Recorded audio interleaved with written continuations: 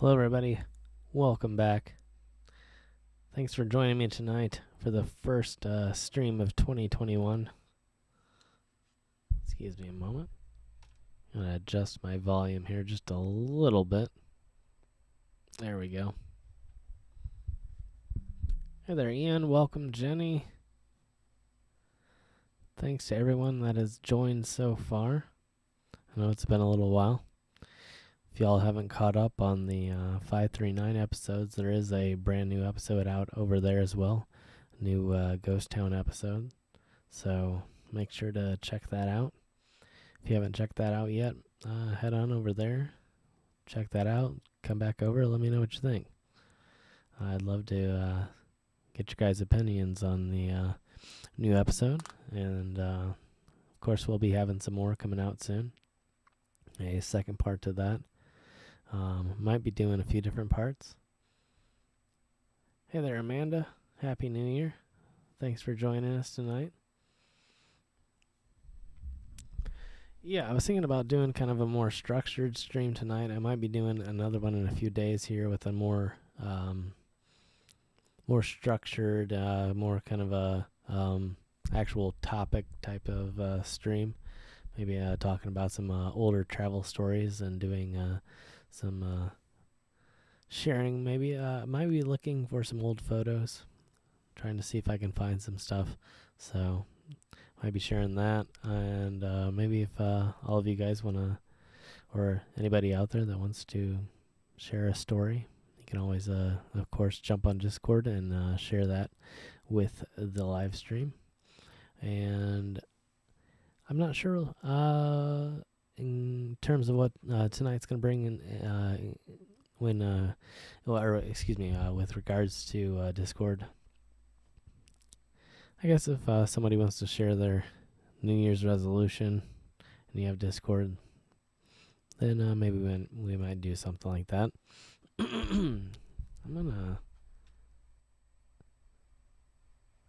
me know what you think about the volume. Hold on. That sounds much better to me. I'm not sure how you guys feel about that. But at any rate, yeah, I hope that everybody out there is still doing healthy, and you are having a good New Year, although short. We're about halfway through the first month here now, and yeah, I don't think we really have much to say about it at all other than that. Everything's about the same as it was in 2020. Exploring Israel's history. Hey there. How you doing? What's up? Good to have you here. Thanks, Jenny. Good to have the input. Yeah, it's hard to tell. I have several different settings. I can turn up the volume that goes out, and then I can turn up the volume for my monitor setting, which goes into my headset here. And so it's kind of hard to tell the difference sometimes. So I appreciate when you guys give me the feedback. So thank you. But yeah, so far didn't feel much different. Just kind of another day of the same thing. Hoping to get that shot here pretty soon. No news on that. Not for me anyway. In good news, many of you out there have seen some of the episodes, from Kentucky, and of course my dad appeared in those episodes, and he is scheduled to get his very first shot. So by the end of the month here, he will have his very first one. So that is good news. As for the rest of us, still waiting. And then once I get that second one, first and second, then I'll hopefully hit the road again and make some new videos in a new part of the country. Yeah, pretty much the same here, Jenny. Yeah, I'm just waiting around to see what's going to happen. I don't know exactly, what the next few weeks, what the next few months is going to bring, but I'm hoping for the best. They keep talking about, good numbers, but so far it hasn't been as great as what they've been claiming, so we'll see what happens. But, I'm really hoping that, somebody will live up to what they're saying and get this thing rolling a little bit quicker. Especially, it's kind of nice now to actually know that there's light at the end of the tunnel and that there's a vaccine out there and several vaccines out there. And so, it would be really nice to really know, when I'm going to get out of the tunnel,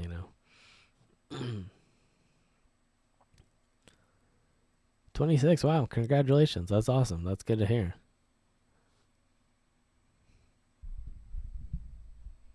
I'm assuming by the name that you live in Israel. If I'm not correct, correct me. But that's really amazing. I don't know what age group you're in or other group. Obviously there's other groups that are potentially susceptible more than others. Whether you have a immuno, I'm not sure exactly what word I'm going for, but a more susceptible immune system to different things. Obviously, those people would be more first in line.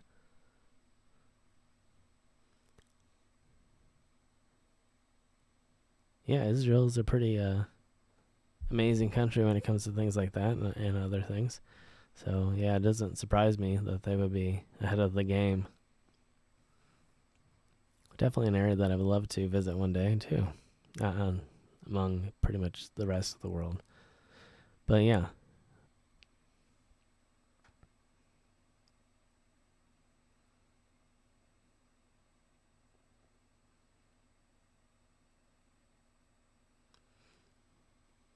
Yeah, absolutely. Yeah, I feel like if you have some sort of procedure coming up and you have to be in an area that is definitely more prone to people infected people being in it, you should definitely be sort of a push to the front of the line, I feel like that makes sense.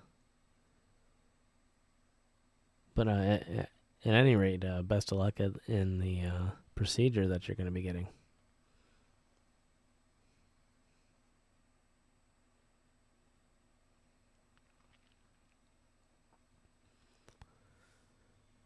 Age group 52. Okay, yeah, cool. Yeah, here we're still working on the upper groups, the 70s, 80s, 90s, that type of thing right now. And then, of course, the medical workers, the frontline workers, and sometimes groups adjacent to that. But we're also having some difficulties in distribution, so it's been a real challenge. We haven't quite hit the goals that we've been trying to hit, so it's a little bit unfortunate, and it seems like it's sort of I'm not sure 100% completely the problem, but some of it's coming down to states. And I know that it seemed to me like states were allowed to ask the National Military Distribution Service to help with their distribution, but it seems like a lot of them aren't doing that. And so I don't know if that's maybe some of the issue or what it is, but whatever the case is, I'm hoping that they fix that here soon. Hey there, Roy. Welcome to the live stream. Thanks for joining us here tonight. So yeah, the sooner we're back to normal, the better. That's kind of my view of it. That's my opinion. I just want to stay safe and get this over with. I'm not really afraid to take the vaccine at all. I've had plenty of shots in the past. I got a flu vaccine just a few months ago. Went fine. Felt a little bit of soreness in my arm for a few days, and that was pretty much it.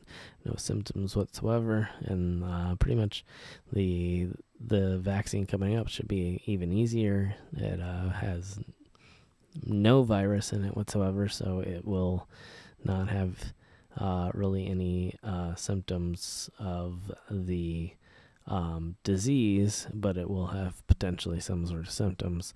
But just very mild, and then you can get back with your life. So gonna be excited to do that when the chance comes, and then get back there on the road. So it'll be exciting to be able to travel again, and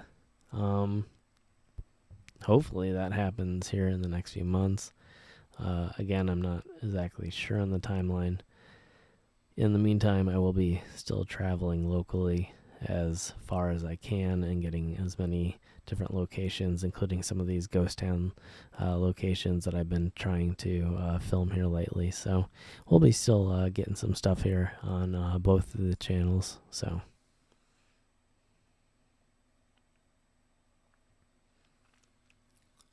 I agree absolutely, Amanda.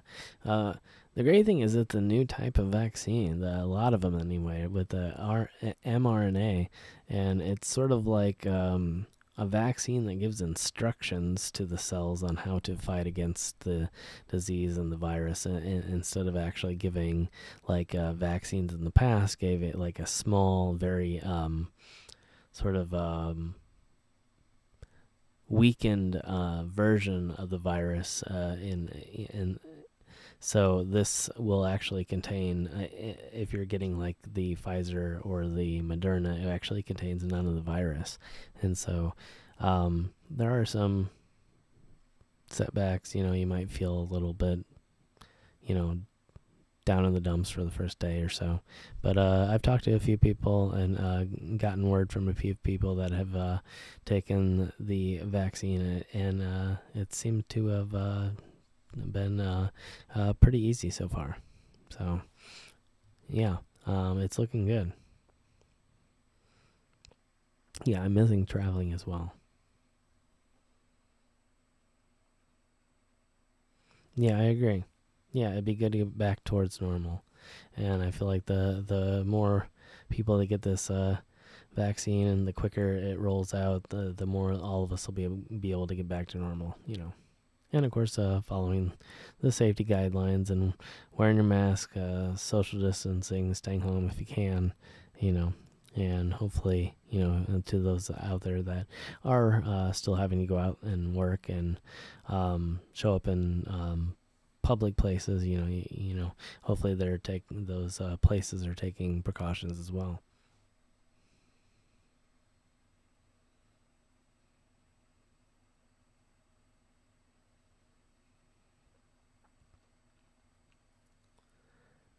Yeah, it's pretty much the same here. Um, People of a certain age, certain health conditions, doctors, yeah, nurses, all frontline workers essentially, including like I believe like firefighters and whatnot too.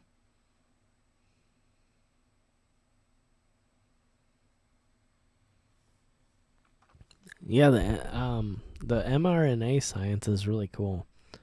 I remember first learning about mRNA in high school, and then of course recently with the new type of vaccines. And so, it's an interesting type of um, technology that utilizes DNA and instructions to the cells and how to do something instead of necessarily introducing something foreign to the cells. You're sort of just teaching them to do something new. So it's a really interesting concept.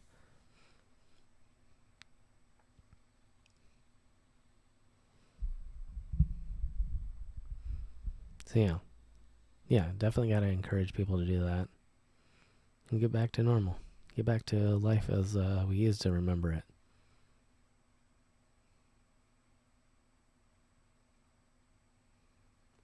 Yeah, it has come a long ways, and I think it's going to be exponentially more within the next few years with things like the new brain technology that Elon Musk and his companies are pushing forward here with connecting directly into the brain and being able to bypass certain things like blindness or paralysis, all kinds of exciting things like we're going to be seeing here in the near future. So it's going to be an exciting few decades ahead here, aside from our space exploration and all kinds of other things. So looking forward to it. But in the near term, of course, just looking forward to getting back out there and living life. I'd like to be able to get a hotel room without worrying about all the nonsense again. And so it'll be nice to be able to do that again and maybe get to a different area of the country and potentially an area that we haven't been to, especially at the very least to film. So that's the goal here in the very, very short term. Hopefully. We'll see what happens. But again, I want to thank everybody for joining us tonight. Again, if you haven't given the video a thumbs up and you're enjoying the live stream, you're enjoying the live streams in general and the content here on the channel, then make sure to give a big thumbs up. Make sure to hit that share button and share the stream on your favorite social media. Helps us to reach a new audience. And of course, if you're new to the channel, you can hit that subscribe button and you'll be able to be up to date with the new videos as well as live streams that are coming in the future here. We'll be doing both. Of course, I'll be keeping people up to date on the upgrades coming to the car and creating the sort of like I've said in the past, the ultimate road trip vehicle. That's kind of my goal. I actually got a few new parts here in the mail recently. Got some headlights that I'm about to install here. And not headlights. I already obviously upgraded my headlights to LED headlights, but I'm going to actually be installing new headlight that covers the actual units themselves, not the lights, but what the lights fit into. And so that'll give it a nice new look. And I got a new antenna for it, and it is very cool looking. And so I'll be uploading a new video for that here really soon. So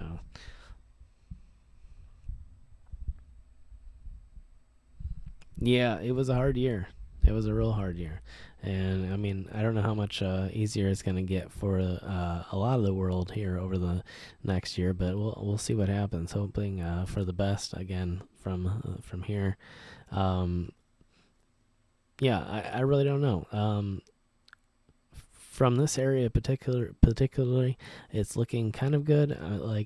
We're at a place where it's near a distribution point. Not too far away from Chicago, and a lot of the vaccines and stuff are getting shipped from that area. So I'm hearing a lot of stories about people around here, and a lot of news about people around here, and not only just people, but also about signing up for getting the vaccine. So it's kind of looking up. So I'm hoping that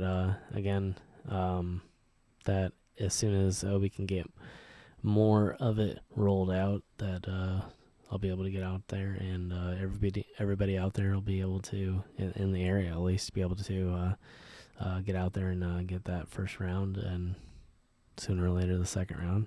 So we'll see what happens. But yeah.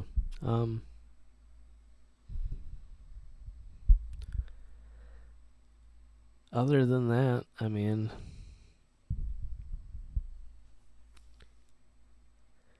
yeah, the plan is, again, in the near future, I'm going to be doing some more in-depth investigations into the ghost towns here.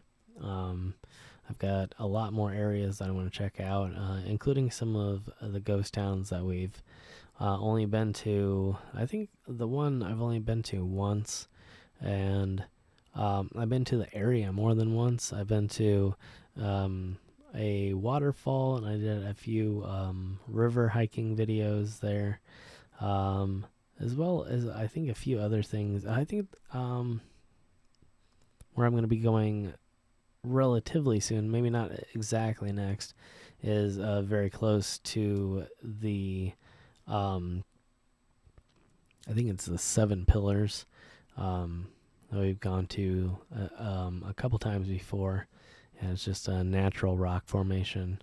And near that is another ghost town in another area that's been sort of flooded by a reservoir. And there's a lot of roads that have been abandoned, and a lot of structures and things that have been abandoned. So I'm going to be trying to check that out here and see what's left. I think I found a bridge that has collapsed. It's kind of weird. It looks like you can almost drive right up to it. I'm not really sure.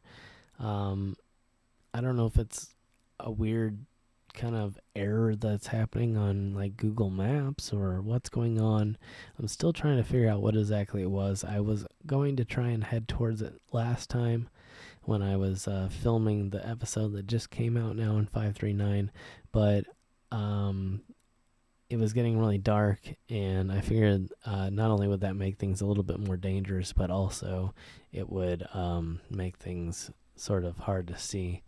So I'm hoping to head back out that way probably Monday. I have some plans tomorrow. Going to be releasing hopefully a lot of Instagram photos tomorrow. Going to be doing some cooking stuff tomorrow, so I'm going to be doing that, and so I won't be able to get out on the road, but I will be actually creating some content and hopefully releasing some content tomorrow. So again, if you aren't following me over on Instagram, make sure to follow me over there, and I will be sharing some stuff there.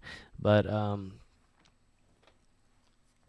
hopefully Monday, weather permitting, we'll continue the series, and I'll head back down that way, and we'll be checking out the cemetery. I was trying to check out the little country cemetery that I had been to several times, and of course the last time I was there, there was a very large tree that was about to fall, and it hit a bunch of the memorials, and I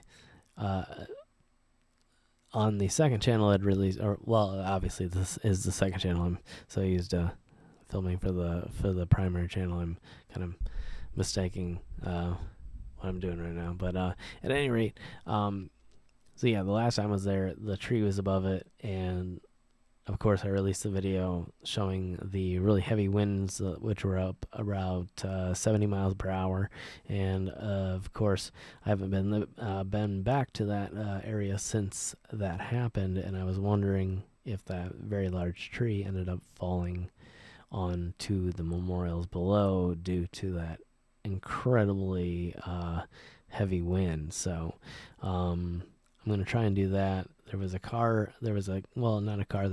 parked there last time.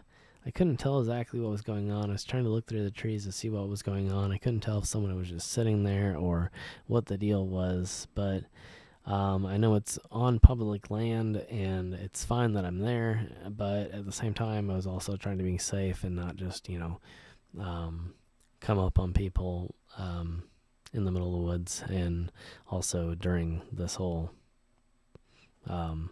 pandemic that's going on. So that's, the deal.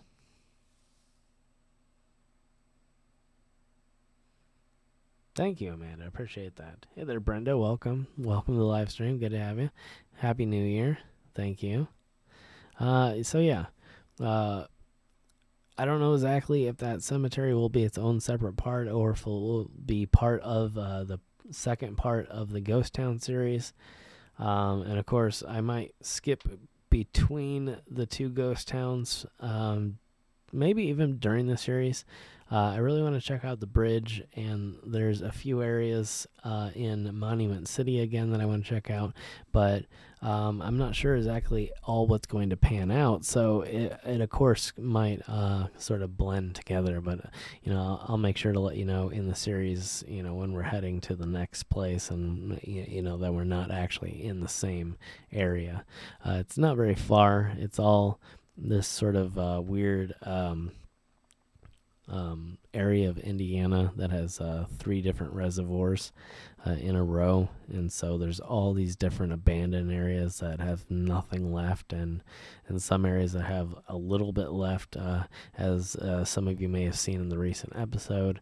There was pieces of this old, probably barn or whatever, that was left behind, and then different areas of like sidewalk that was left behind, and occasionally you just stumble upon weird things out there, and of course the road signs in the middle of nowhere that of course no one could ever, a lot of times anyway, no one could ever drive down. So it's kind of interesting to see, and I think it's a cool excuse me, sorry, I gotta fix something here. Sorry about that. Okay, but yeah, yeah, it's needless to say, I really enjoy going out to those areas and checking out what we can find. There's lots of people out there that explore these massive buildings and these traditional sort of YouTube friendly, crowd friendly, I guess, in a way, locations. And I kind of like just doing these locations in the middle of nowhere and finding things that are really hard to find. And that's one of the many reasons why I've focused on some of the locations that I've focused on, even though there might not be, a heck of a lot left. I think it's a lot more fun, at least to me personally, to go to those areas and try to find what's left, instead of being presented with these massive, not that there isn't any value to those locations. There definitely is, and I've definitely been to locations like that. But at the same time, I find it to be a bit of a challenge to find bits and remnants of pieces or places that are sort of sparsely populated with these remnants of the past. And again, just like the last time, we were able to find something that was really interesting, yet not immediately apparent. Yeah, the cemeteries are fun. I'll be definitely doing a lot more of those in the future. It's not something that I'm going to shy away from. It's probably something that I've actually done a lot more recently than I have in the past. I was a lot more into the adventure travel and abandoned places in the past, and I definitely want to do a lot more adventure travel locations and do things that are different. maybe as a good example, some of the locations that I did while I was down in like Kentucky and things like that, Kentucky and Tennessee, and so I want to make it a good mix, but at the same time, I will still be doing that. And again, as I kind of hinted to some of you that watched the entire video the last time, that I want to do some locations, or not locations, some episodes where I film multiple locations, similar to what I did in this recent episode, but maybe in a more diverse type of way with the locations, in terms of maybe doing a few ghost town areas, and maybe then doing a cemetery area, or when I'm back out there on the road and further away, once all of this is over, to be able to do drastically different locations, and just sort of film in a certain direction, head in a certain direction that's interesting, that maybe not a normal sort of a trajectory for people to choose in terms of tourism or travel or whatever, and head in that way, and then film different locations along the way, whatever they may be. So that's sort of what I'm trying to introduce to the channel, and so that's if you notice a change, hopefully that makes it make sense anyway. Hey there, Patricia. Welcome to the live stream. Well, thanks for joining us. Glad that you saw it. That actually means that, hopefully it means that maybe you got a notification. Who knows with YouTube? I really don't know anymore. As we all know, it can be kind of up in the air on whether or not it's going to notify you of anything. So maybe you just kind of noticed it on your own. But at any rate, I appreciate you being here. Thank you very much. And, of course, Happy New Year. Yeah, it's been so long. I wasn't really expecting much from the YouTube algorithm in terms of notifying anybody that I was actually on tonight. So I wasn't really sure how many people were going to show up. I was intending to do a more planned out, more structured live stream, something that was going to be a little bit more interesting. But since, again, like I was just saying, I wasn't really sure how much YouTube was going to pay attention and actually notify my audience that I was on, I decided to do just sort of a New Year's stream, even though we're sort of halfway through the month already, over halfway through the month now. And so, yeah, and I apologize for that. I should have done it sooner, but, it was one of those things. It was just, with everything else going on, and with being busy, and with trying to still get out there on the road and film for 539, and of course, like I was saying to some, with the weather not really cooperating, it never does lately, this time of the year, for the past, as far as I can remember, the past few years at least, it's been more muddy. As I've said so often, it's easy if it's warm, it's easy if it's super frozen, but if it's just muddy and all you do is sink in, whether you're driving or whether you're walking, it's sort of the hardest possible situation. Hey there, Jay. Oh, awesome. Good to hear.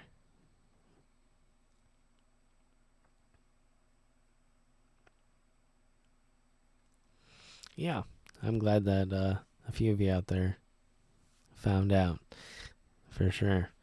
And again, apologies. I wanted to make a little bit more interesting of a comeback stream, but at the same time, there's been some difficulties with everything. But hoping to get some equipment here. I've been doing some major research over the last week or so on some equipment that will enable me to do live streams from way out in the middle of nowhere and still get a really good signal. And so I'm hoping to sort of pull the trigger on that whole game and get that going here soon. So, and that would hopefully enable us to do more driving streams again, which were a lot of fun back in the day, but also presented a lot of difficulties. And as we got further and further out into the middle of nowhere, into the country, in these very, very remote places, the signal would, of course, drop out. And so I'm looking into investing into some equipment that's going to boost that signal and allow us to get way, way out in the middle of nowhere and to get to maybe do some hiking streams out in the middle of the wilderness in some areas that normally the signal would cut out. And so it'll make these road trip streams a lot easier and make some very, very interesting streams possible. So I think it'll make it a really cool sort of backbone to the 539 system, and maybe make it possible to be able to bring you guys along when I'm going out there to film. And then, although you won't get the full edited sort of artistic version of the locations, you'll get sort of a short preview and then a road trip vlog of what it looked like to get there. So that's the idea that I'm sort of bouncing around right now. I've found I believe I've narrowed down the equipment to the pretty much the exact pieces that I'm looking for. And so I think it'll be sort of an interesting journey to up the 539 game a little bit and be able to bring you guys literally live to these very remote locations that some of these locations that I've said before, I've tried to bring you live, but when I got there and I tried to go live, there was just such little signal available to my phone that it wouldn't connect. It wouldn't allow me the bandwidth to get that live signal to you guys. So it'll be interesting to be able to finally go to some of these areas and be able to do the live stream to either YouTube or Twitch or whatever it is, or possibly even both, and broadcast live and actually again be able to bring you on the road with me. So it's one thing to be able to get this sort of edited view and the most beautiful views, the most scenic views, I love being able to edit down the videos and make them sort of artistic and add in the music and add in the voiceovers and the story to, some of the backstory to some of these locations. But at the same time, there's something very exciting about experiencing it as is, IRL, being able to even as the people that want to kind of check in and check out and sort of just every once in a while see how things are going, to maybe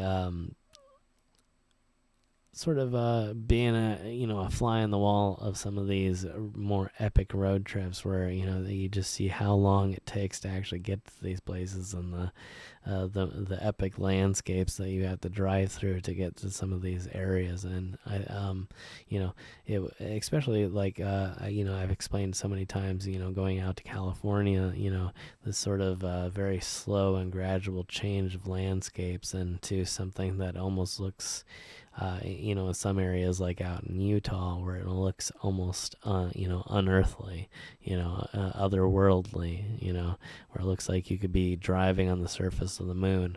And to bring people along for that entire trip, to be able to mount a phone in my car and be able to still get that signal enough to be able to bring you guys along for that entire journey, days worth of journey of live streaming from these epic locations. And I think it'd be a cool way to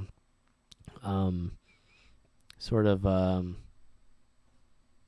how do I put it? Segue, I guess, segue in between the 539, the edited 539 episodes, and so that's the idea, possibly in the near future. One of the many ideas, and I've vaguely talked about it in the past, and I think I've again sort of narrowed down that research to the few pieces of tech that I need to get. Yeah, I'm really loving I mean, I've always loved the road trips. That's pretty much the only way I travel. I don't fly, I drive. And so, yeah, to be able to make more out of that drive, I've always enjoyed the road trip videos where it's about everything, not only the location that you're about to get to, but also the travel in between. And that's my favorite type of travel. Uh, um, Travel videos to consume is actual road trip videos, and so to be able to do something um, similar to that and incorporate that into the 539 a little bit more. Obviously I do that sometimes, but to utilize it more, and maybe even on a different platform like Twitch or YouTube Live, I think that'd be really exciting.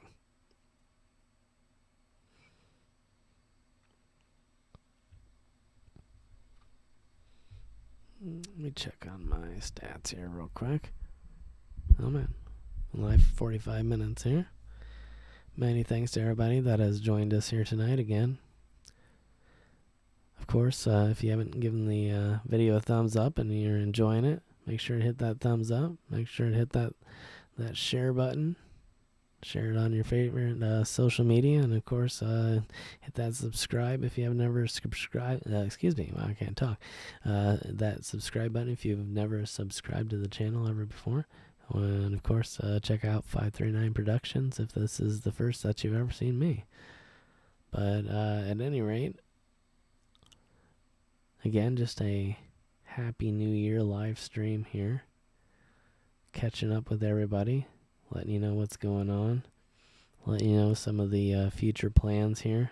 I know it's not the most interesting of live streams, but again, I didn't want to surprise you with something that was interesting and then have a lot of people miss out, And so I figured I would come on as sort of a hello, a welcome back, and warn you what was going to happen here, hopefully in the near future. Well, not hopefully, but in the near future. I've been planning it for the last few days or so. And so I wanted to warn you of what was going to happen. And so hopefully more of you will be prepared, and not prepared, but more of you will, if you're able to and if you want to, you'll be able to prepare to, I guess, in a sense. So maybe prepare was right. But anyway, if you're wanting to check it out, you'll know that is what's going to happen here. Hopefully either tomorrow, well, probably not tomorrow. I would look for it either Monday night or Tuesday night would probably be the night. So again, probably be doing some of my untold travel stories. Some of them I've told shortly before. I'll probably elaborate a little bit more on some of them, and then some of them I've never told before, and then some of them I'm going to be trying to share some actual photos from. And so looking forward to bringing some brand new content to you guys that's never been shared before on either channel.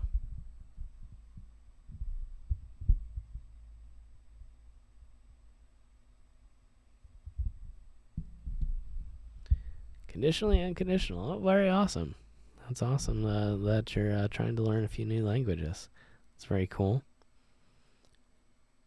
I've always been trying to sort of slowly build my linguistic skills over the years. Learned a little bit of a lot of different languages, but not a lot of necessarily. Well, I learned a lot of Spanish, but I've tried to learn like a little bit of Russian, a little bit of French, different things here and there.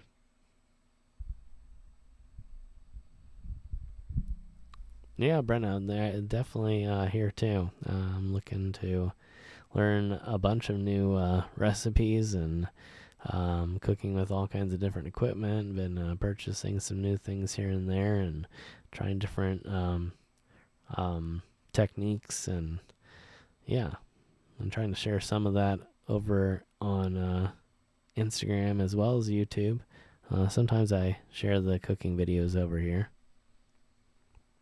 And they do all right. Seems like some people are interested in it. Some people don't really know. Yeah, I really don't know what's going to do well and what's not going to do well over here on the second channel. I've kind of just made it sort of a mishmash channel of whatever I feel like posting at the moment.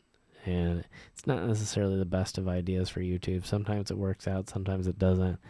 But at the same time, it is the second channel, and it's just sort of a channel for people to connect more with me personally and other things that I'm interested in, and behind the scenes content, as well as other places that you can do that as well. So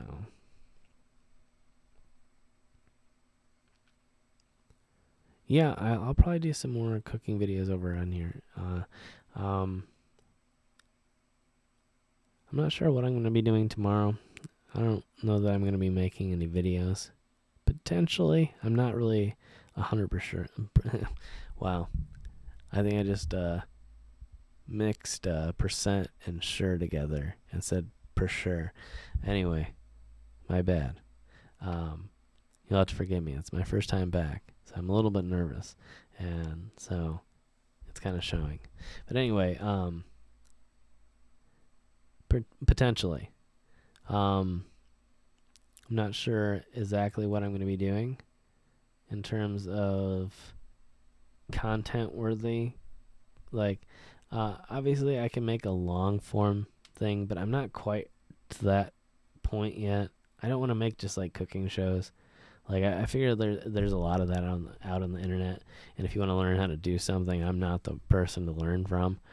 There's so many better chefs out there than me, and so I like making little artistic musical sort of versions of me cooking different things, especially when I set stuff on fire, and so I think that's fun, but at the same time I don't feel like I'm worthy of teaching anybody to do anything yet. So I'll definitely bring you along on my own personal journey, but I don't want to necessarily just sit there and tell people what to do. But if people want to watch me do it in sort of a alternative sort of way, then I'm okay with that. But that's sort of my extent of it. What happened to me singing? 2020. That's pretty much it. There was just no time, no dedication, no desire. It was just like, what a year. Like, and I didn't have the ability to do it. So yeah, it'll happen. Again, I mean, I've got I've got catalogs of songs I've written over the years, and tons of instruments behind me and electronics and all kinds of stuff to start recording. And although I wanted to sooner than later, it just didn't work out, and there was no way I was gonna get through an album and going through what we all went through. I just couldn't do it. Maybe some people out there, that's the sort of inspiration they needed to take the time to do something creative like that. But for me, it really wasn't. It was sort of the opposite of that. It was more sort of just a downer in a lot of ways. And so, some people, I guess some people had a better go at it than me. Thank you, Brenda. I appreciate that.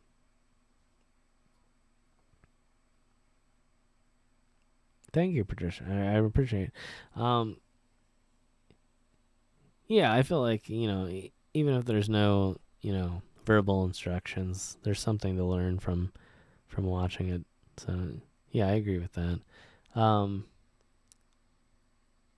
But yeah, I also, there's a lot of professional chefs out there, especially on YouTube, that I really respect. That, I'd rather push people that direction than try to act like, I'm any type of expert. And that's one thing that always, it's always a pet peeve of mine. So many times, even when I'm trying to learn something, I watch a video and I watch it for 30 seconds, watch it for a couple minutes, and then I turn it off because I realize, that's not a person that I want to learn from. And so I'm trying really desperately hard not to be that person. So, if I ever feel like, it's something that I'm really, really comfortable with, I've done a few things here and there, even on this channel. But if I feel like it's something I'm comfortable with, then I might. But other than that, it's not a big thing. And a lot of times I'm cooking for people, so it's not like I want to, I don't know. I'm not big on including people randomly that don't necessarily want to be included in filming and all that. So I try to take it easy on that side of things.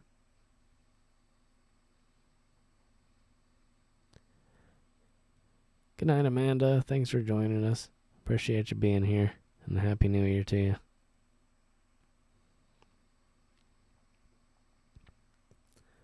So yeah.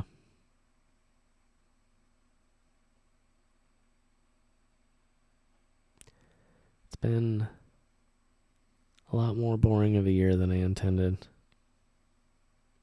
I'm hoping that 2021 will be the end to that. Especially, as I've said so many times before, with all the plans that I had for 539, all the different types of videos that I wanted to create, all the changes, and not necessarily drastic changes, but just little changes that would make everything better and more enjoyable for everyone. Even as I said in the last video, that I'm going to try and sort of push a path forward and still do that even locally with this whole Ghost Town series, but at the same time, I wanted to do that last year in the form of all these exciting new amazing road trips that would incorporate all kinds of new locations in all kinds of amazing new places in a way that hadn't been at least done before on my channel. I'm sure that it's been done before in one facet or another somewhere else, but I was hoping that it would be an exciting new turn to the channel, and it will eventually be. So, not like I'm giving up on that, but of course, and I've said that before, and I'm not going to continue to repeat myself on that, but yeah. But just to reiterate,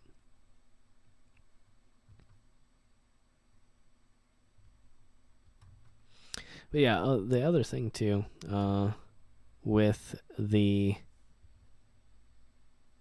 travel stories, trying to share some of my more interesting travel stories that have not occurred while I was on YouTube, or have occurred during my YouTube career that have never been told before. And so I have a list of approximately right now 10 stories that I'm going to try and tell for the some for the first time, some for the first time with more detail.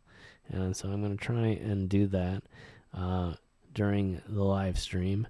And if anybody out there wants to share their own incredibly interesting travel story, maybe had something strange happen, maybe had something exciting happen, who knows what it might be. If you feel that it's incredibly interesting and you want to share it with the live stream, and you have Discord, or you want to download Discord and share it with the live stream, you can check out the links in the description below, both to download Discord and also to join the official mystery/539 Discord server, in which you can chat with other 539 fans and friends, and also you can discuss videos, or you can watch videos together, or you can get together on live streams and actually have your own conversations, or again, I can pull you into the on-air section and chat with you live on stream, where we can sort of have a conversation and the audience can hear both of us, and we can get your live rendition of stories, whether that's, again, like I was saying, a few streams in the past, your tattoo stories, your travel stories, whatever stories, depending on what kind of stream we're doing that particular night. Hey there, Colleen. Welcome to the live stream. Good to have you here. So on the next live stream, like I said, we will be doing the travel stories. And again, I have myself about 10 lined up, including hopefully some photographs from some of them, and some hopefully that none of you guys have heard before. And then maybe a few more that some of you have heard, but hopefully some more details. And of course, like I said, if you want to tell your story, let me know. Send me a DM, send me an email. You can DM me on Instagram. You can DM me on Discord, or well, that's pretty much it. I don't really check anything else anymore. I don't check Facebook anymore. I don't really look at Twitter anymore. I don't really use Twitter much anymore. It's been kind of a bummer in general over the last few years, so I try not to use it very much anymore. So email, Instagram, Discord, that would be the best ways. So if you got a cool story, let me know. Again, in the future, we're going to be doing some tattoo streams on both Twitch as well as YouTube, and body modification in general. So if you have a interesting tattoo story, maybe it involves travel as well, and maybe it could appear on either one of the streams, let me know on that too. I have some great travel stories getting body modifications, and I know a lot of people out there have the same. So if you want to share something, again, hit me up, let me know. Maybe you can come on and we can have a bit of a chat, and you can tell your story live on one of the streams. So I'd love to have you guys on and kick off some of these more dedicated, more topical live streams, sort of a podcast in a way. I don't know. I guess I've been calling it a podcast, but is it not? I don't really know.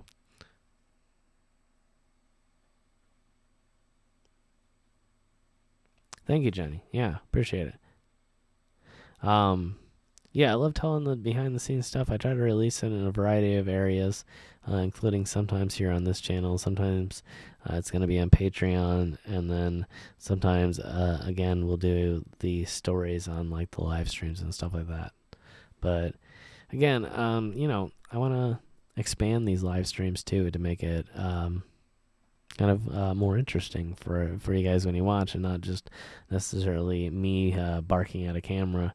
And maybe get some stories from you guys, from you all out there, as well as maybe some guests, maybe bring some people on to the live streams that I've worked with in the past. Actually, I've got a piece of equipment in the mail, hopefully right now. It should have already shipped by now, but it for some reason hasn't. It's supposed to be here by tomorrow, but I've got a new mount for my tablet, so I'll be able to hopefully do Skype calls and be able to sort of have almost a face-to-face interview with someone right here on the stream, and then also be able to read the chat a little bit better without having to lean down every once in a while and catch up on everything. So hopefully that will be here hopefully tomorrow. But again, for some reason it hasn't shipped yet. Still saying it's going to be here by tomorrow though.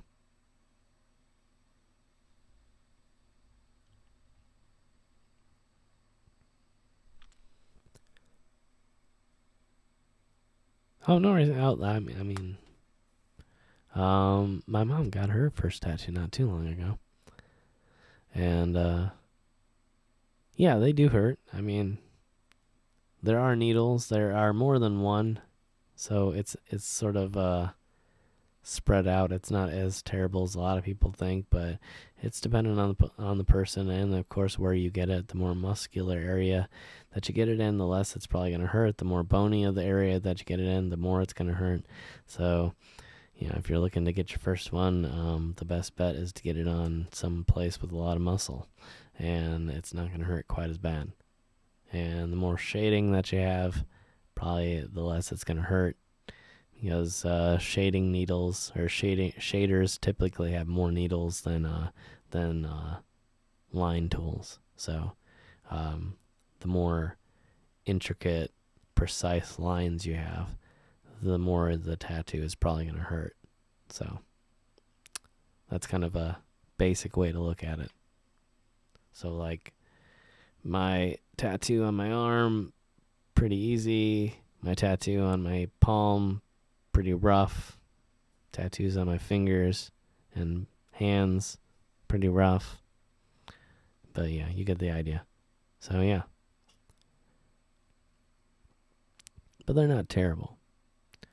I feel like if you find the right tattoo in the right place, almost anybody can do it successfully. But if you try something too big or you try something in the wrong area too soon, you might have a bad experience. So, that's kind of the way it goes. You don't want to get a tattoo on your rib cage, the size of a basketball the very first time. You might have a bad experience. But, if you get something on the back of your leg, on a muscular part of your arm, you'll be good. No problem, of course. Always down to give the tattoo advice, the piercing advice. Gotten a few of both. Had my fair share of experience and knowledge and research in the field, as well as a few people in my past that have owned and operated some shops. So I'm always happy to share and pass along my information. But yeah, and it's another thing I'd love to do live in the future is to do a live tattoo and a live piercing, maybe multiple. I had talked to an artist in the past who had actually agreed to do it, and then all this nonsense happened in 2020, and that all went down the drain. So maybe once this is all over once again, we'll be able to set that up and do a live tattooing session over here on the Mystery Channel. I think it'd be kind of a cool place to do it, and a cool stream. Tattoos tend to take a while depending on what you get. Usually you're looking at a few hour process to maybe even a multi-session process. So it's sort of one of those things that could lend itself well to live streaming. It just really depends. It depends on how comfortable the artist is. It depends on what you're doing and how much you're able to interact without disturbing the process of doing what you're doing. So you never want to interfere with the artist, and you never want to make them uncomfortable. But then again, some artists, obviously, as you've seen on television, do what they do on camera maybe not every day, but on a really regular basis. So it's not something that they're uncomfortable with, and so there's probably a decent amount of people out there that are willing to do it live on camera. So I would love to do that. That's kind of the goal. One of the many goals, like I said.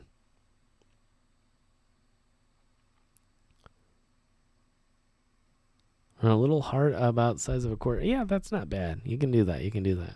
I've got a few stars on the hands.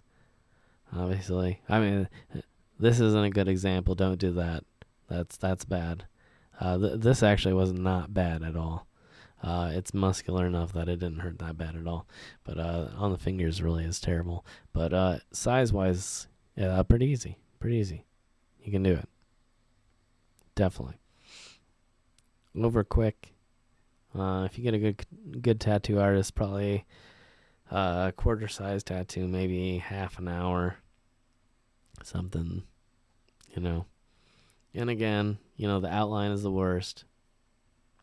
Shading is, especially if you want a heart, that little bit of the outline, that's going to be the worst. And then when they do the interior color or whatever you want to do, that's going to be the shading part, and that's going to be a lot easier. A lot more needles. More needles, the more surface area, the less pain.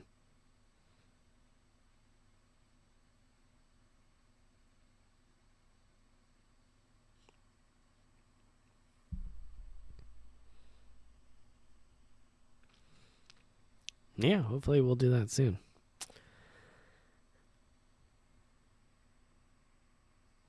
So yeah.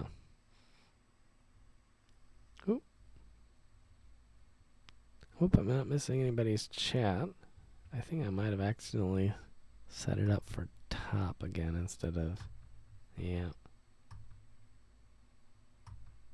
I need to do live always. So... I don't know if I missed anybody. My apologies if I missed anyone.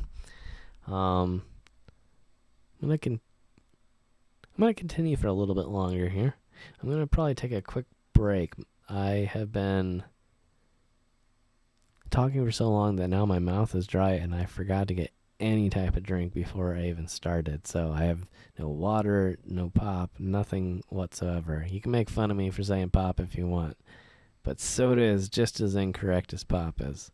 So you can fight amongst yourselves about that. I'm going to take a quick couple minute break. I got to grab something to drink so my mouth and throat don't dry out completely, and I can actually continue to talk to you guys and not lose my voice for the next stream. So excuse me for just a moment. I promise it won't be that long.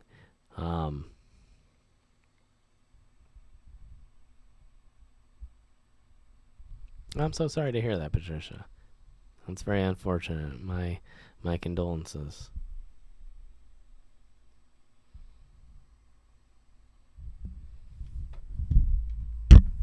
Oh, I'm sorry. I hit my headset on the mic. I hit the headset on the mic. My apologies. Hopefully that wasn't too loud. Okay, I will be back incredibly shortly. I promise I won't be that long at all. I just have to get something to drink here. Otherwise, my voice is going to go out the window, and I'm not going to be able to do this, as uninteresting as it may be. But maybe we'll get to some more interesting stuff here after the break here. We'll try and keep you guys occupied and entertained here for a little while at least. But again, yeah, if you think about some stuff you want to talk about, if you think about some stories that you want to talk about, let me know. And if you think about maybe some New Year's resolutions, if anybody wants to pop on Discord, feel free. This is a chance to be a guest on Discord.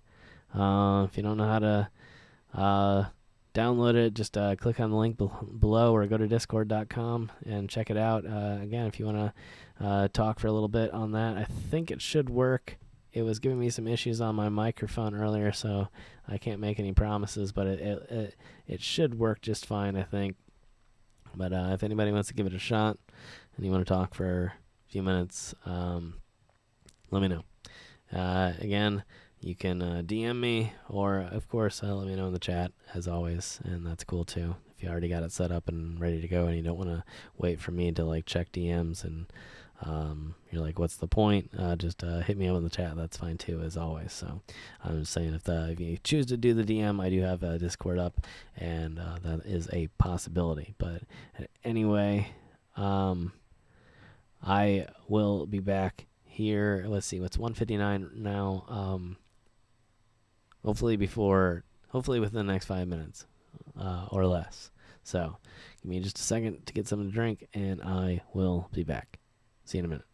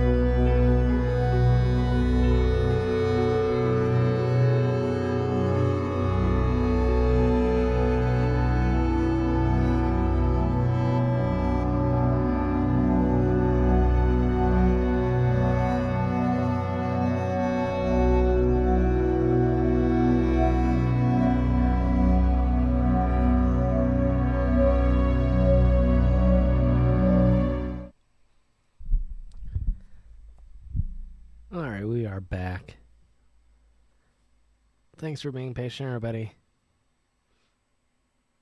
Oh, good night, Jenny. Thanks for joining us. Appreciate you being here.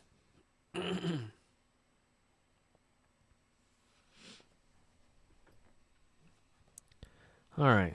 Well, finally got something to drink. And so, throat is feeling a lot better. Not feeling so dry. Thought of a few other things as well.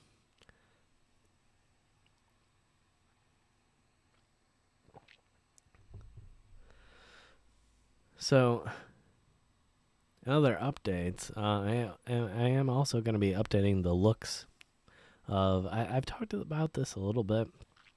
I want the background to be a little bit more interesting. I want certain things to light up a little bit more. I don't want it to be so boring. I like the colors, but at the same time, a lot of what's in the background is sort of just really dark. It kind of gives it an interesting look a lot of times. I'm not necessarily opposed to doing this some of the time, but so I'm going to be adding some more lights. I'm going to try and add a light bar along the ceiling, not the ceiling, but this, the seam between the wall and the ceiling, to do a light bar across the entire wall. So that'll add some more color and some more light. And then I might add in a few more lights behind me over in this direction as well, to sort of light up the plants a little bit more. I do have a grow light up there to help them grow when it's cloudy out. When it's winter like this, it helps to give them all a little bit more light. And it's a little bit too much. I did try it the one live stream, and it seems a little bit overbearing. And I could actually turn on my LED, my sort of old-fashioned looking LED behind me. That one is kind of cool. I might throw that one on a little bit here. But I will be adding some lights. And also I did want to mention to anybody out there, I know, again, YouTube is sort of punishing me, maybe rightfully so, for not live streaming for such a long time. But so obviously there aren't a heck of a lot of people watching, because the YouTube algorithm has probably not notified anybody. But at any rate, if anybody out there is in touch with any tattoo artist, friends with any tattoo artist, maybe they're some family members, cousins, whatever it may be, and they might be interested in appearing on one of the podcasts. I am looking for tattoo artists, piercing artists, body modification people to interview for the podcast. They don't have to be famous. Preferably they're good at what they do, obviously.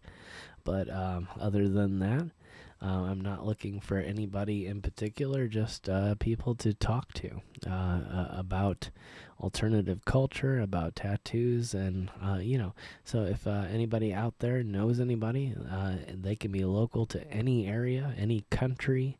It does not matter.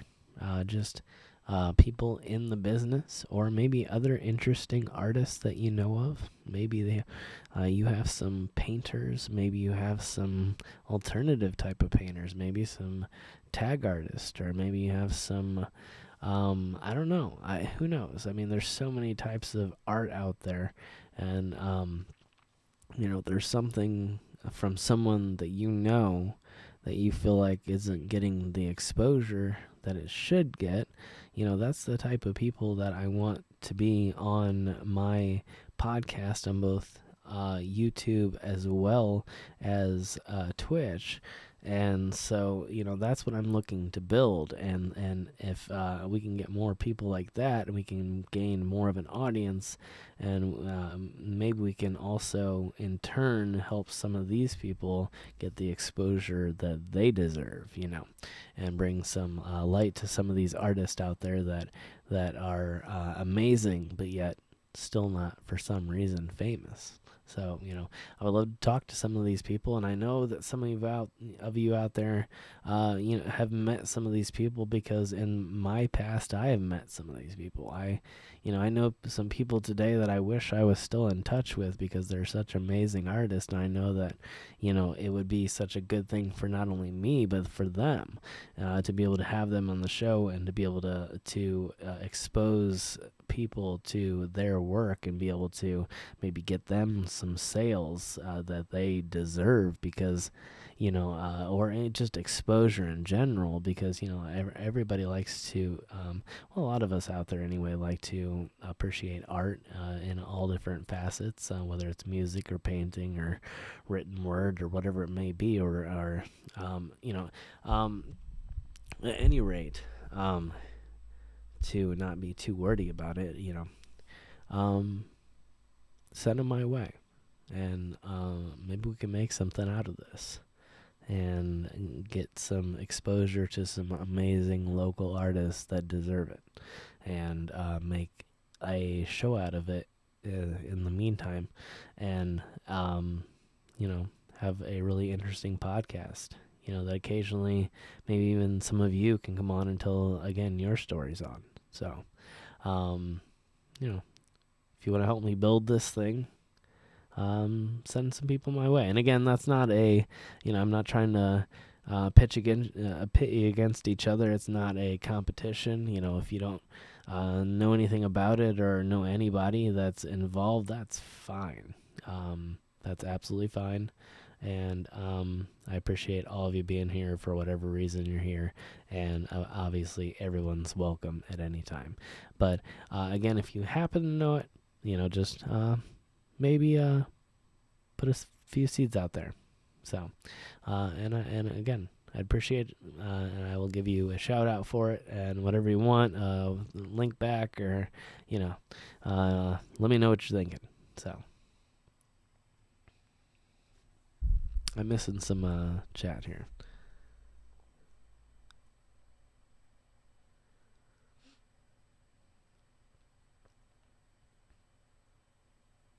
Oh, nothing to do with me. All right. Enjoy your popcorn. Plants are doing pretty well for winter. The grow light seems to be working pretty well. Some things are kind of growing, some things aren't. The money trees seem to be growing for some reason. They seem to be doing really well and loving it. I did recently repot them. Excuse me. Hold on.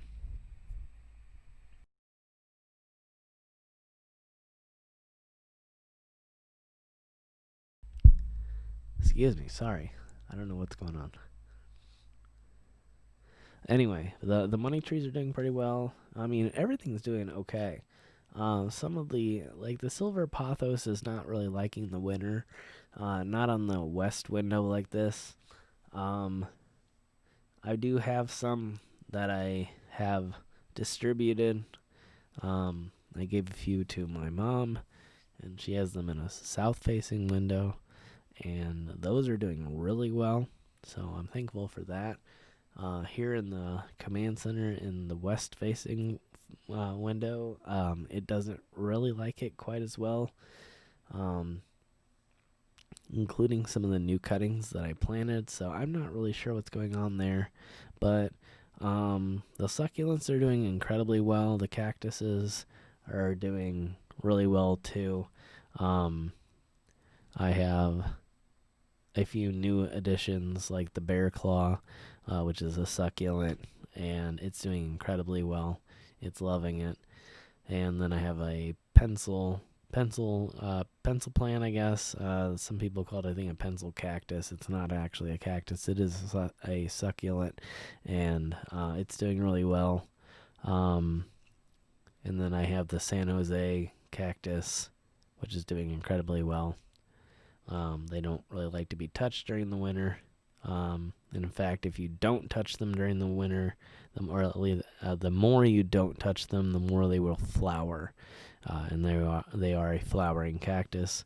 And so if you try to not touch them during the winter, they will put off some pretty amazing flowers in the spring. So that's what I'm hoping to get. So we'll see. I've got them in the west-facing window here. Obviously, as I've said so many times before, I don't really need to reiterate that. Excuse me, but the idea. Did I say San Jose? San Pedro. Right? Wow.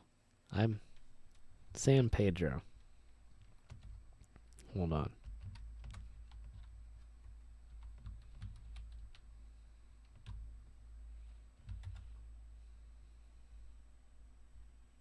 San Pedro.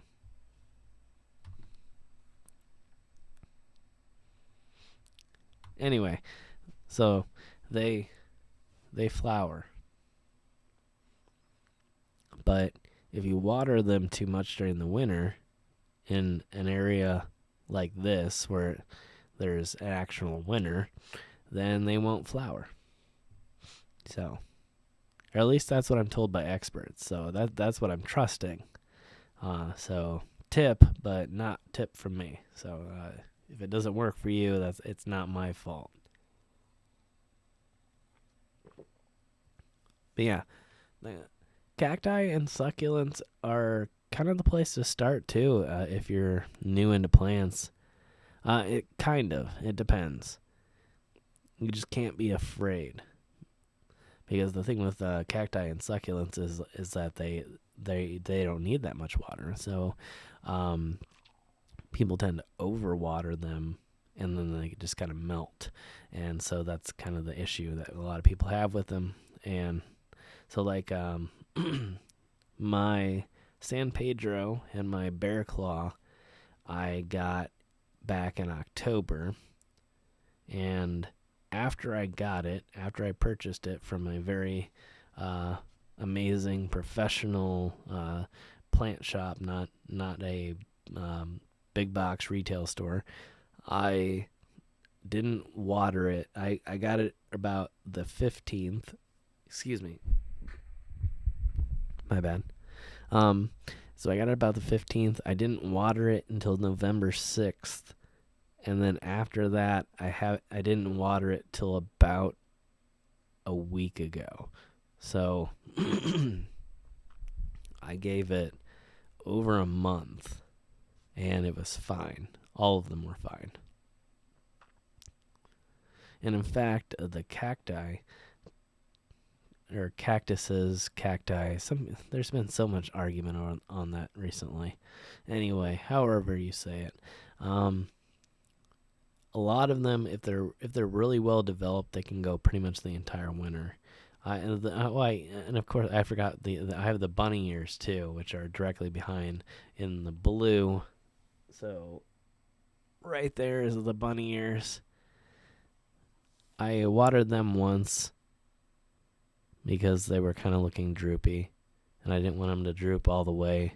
But they should, I think, flower too if I don't touch them very much. So I just did the once and just a little bit, and it perked right back up.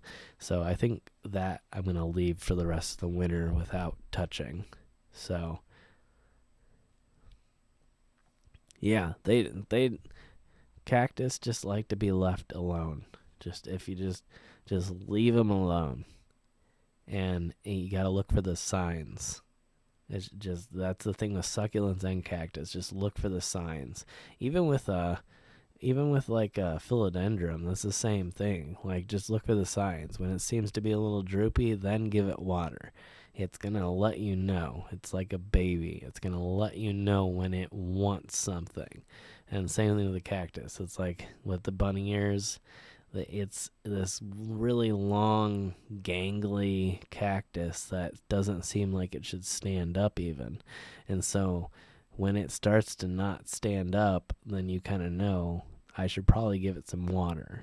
And then you give it some water and it stands back up. And same thing with a lot of plants. You know, if you overwater it and you don't wait for the signs, then it's going to die. Or it might get root rot. And it's just going to, with cactus, it's going to melt. And with everything else, it's just going to turn yellow and it's going to die. And so you got to kind of, again, just like you were raising an animal or you're raising a child.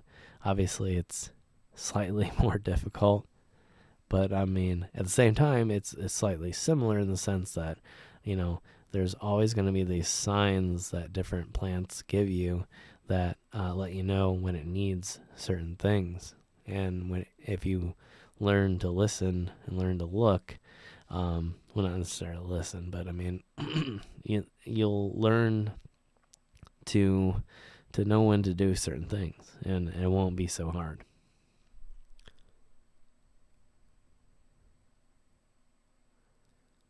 Awesome, Patricia. I'm glad everybody's learning. If I have something to teach, I'll try and do that. If I don't, I'll try and learn something. But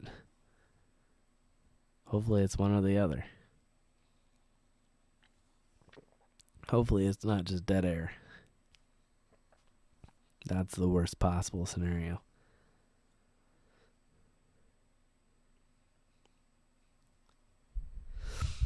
But yeah. Sorry. A little bit noisy there. So anyway, other than that, most everything's doing pretty well. I'm just trying to get everything situated in the right place and get the lighting right. And I've been testing out the grow light to see exactly which plant likes it where and how far they want to be away from it. And so it's been kind of tricky, but it's coming along, and hopefully I'll have everything lit up a little bit more. I'm looking to keep the colors, but at the same time bring out certain details a little bit more. So that's the goal. Sorry, I'm like hiding behind my mic. So hopefully everything will improve over the next few weeks, including being able to read the chat.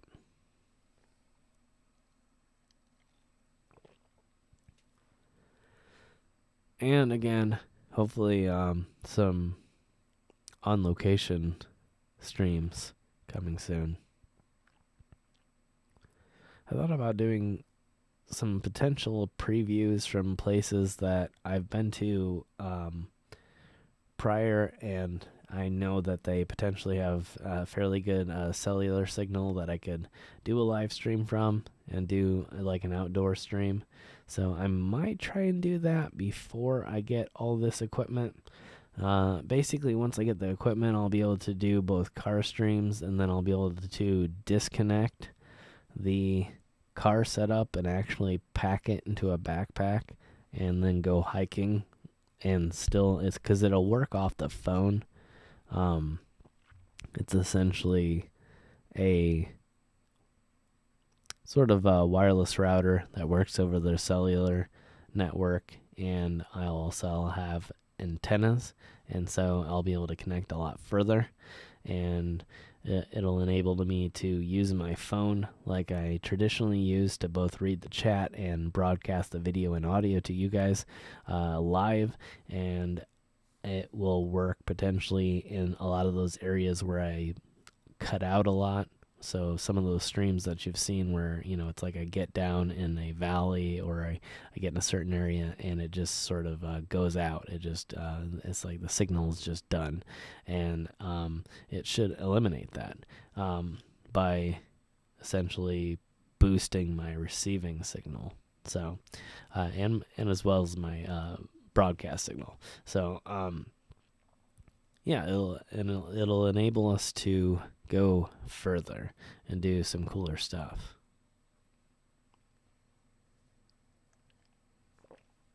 But at any rate, yeah, if you haven't checked out the Twitch channel, again, at the current moment, there isn't anything on there.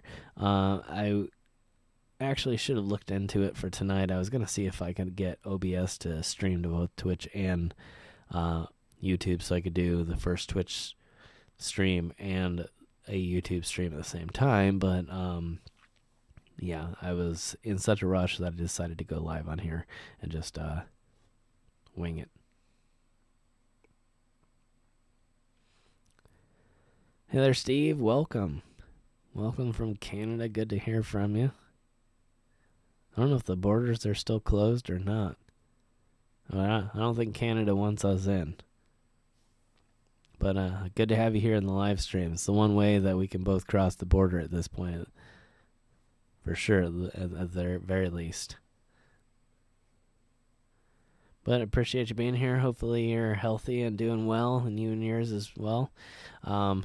So, yeah. But many thanks to everybody for being here. Appreciate y'all once again. If you're enjoying it, give it a thumbs up.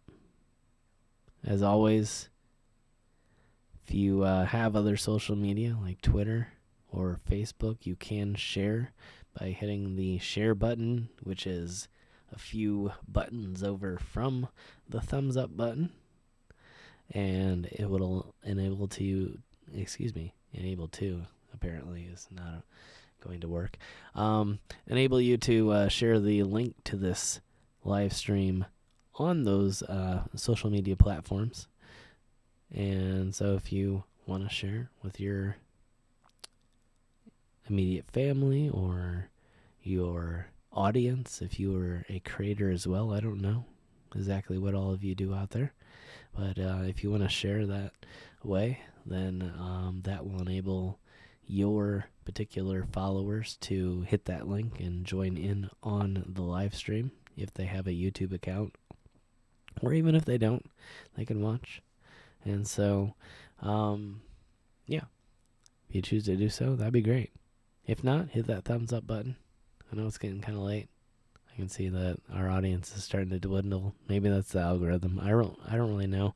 I'm really hoping to hit a certain point. There's a certain point where I have to hit to become a partner again on this channel. Some things have changed, so I think once I hit that amount of hours of video watching again, I'll be shared a lot more with the YouTube algorithm. But I've got to get a few more 1,000 hours of watch time. I'm about 1,200, and I need to be about 4,000. So once I hit that, I think it'll start sharing me a little bit more and start ignoring me, hopefully a little bit less. Who do we got here? Sorry, I don't have it zoomed in. Hey, there, what is it? A Storza. Good to have you. Welcome to the live stream. Thanks for joining us here tonight. Very interesting name. Thank you for the thumbs up, guys. Appreciate it.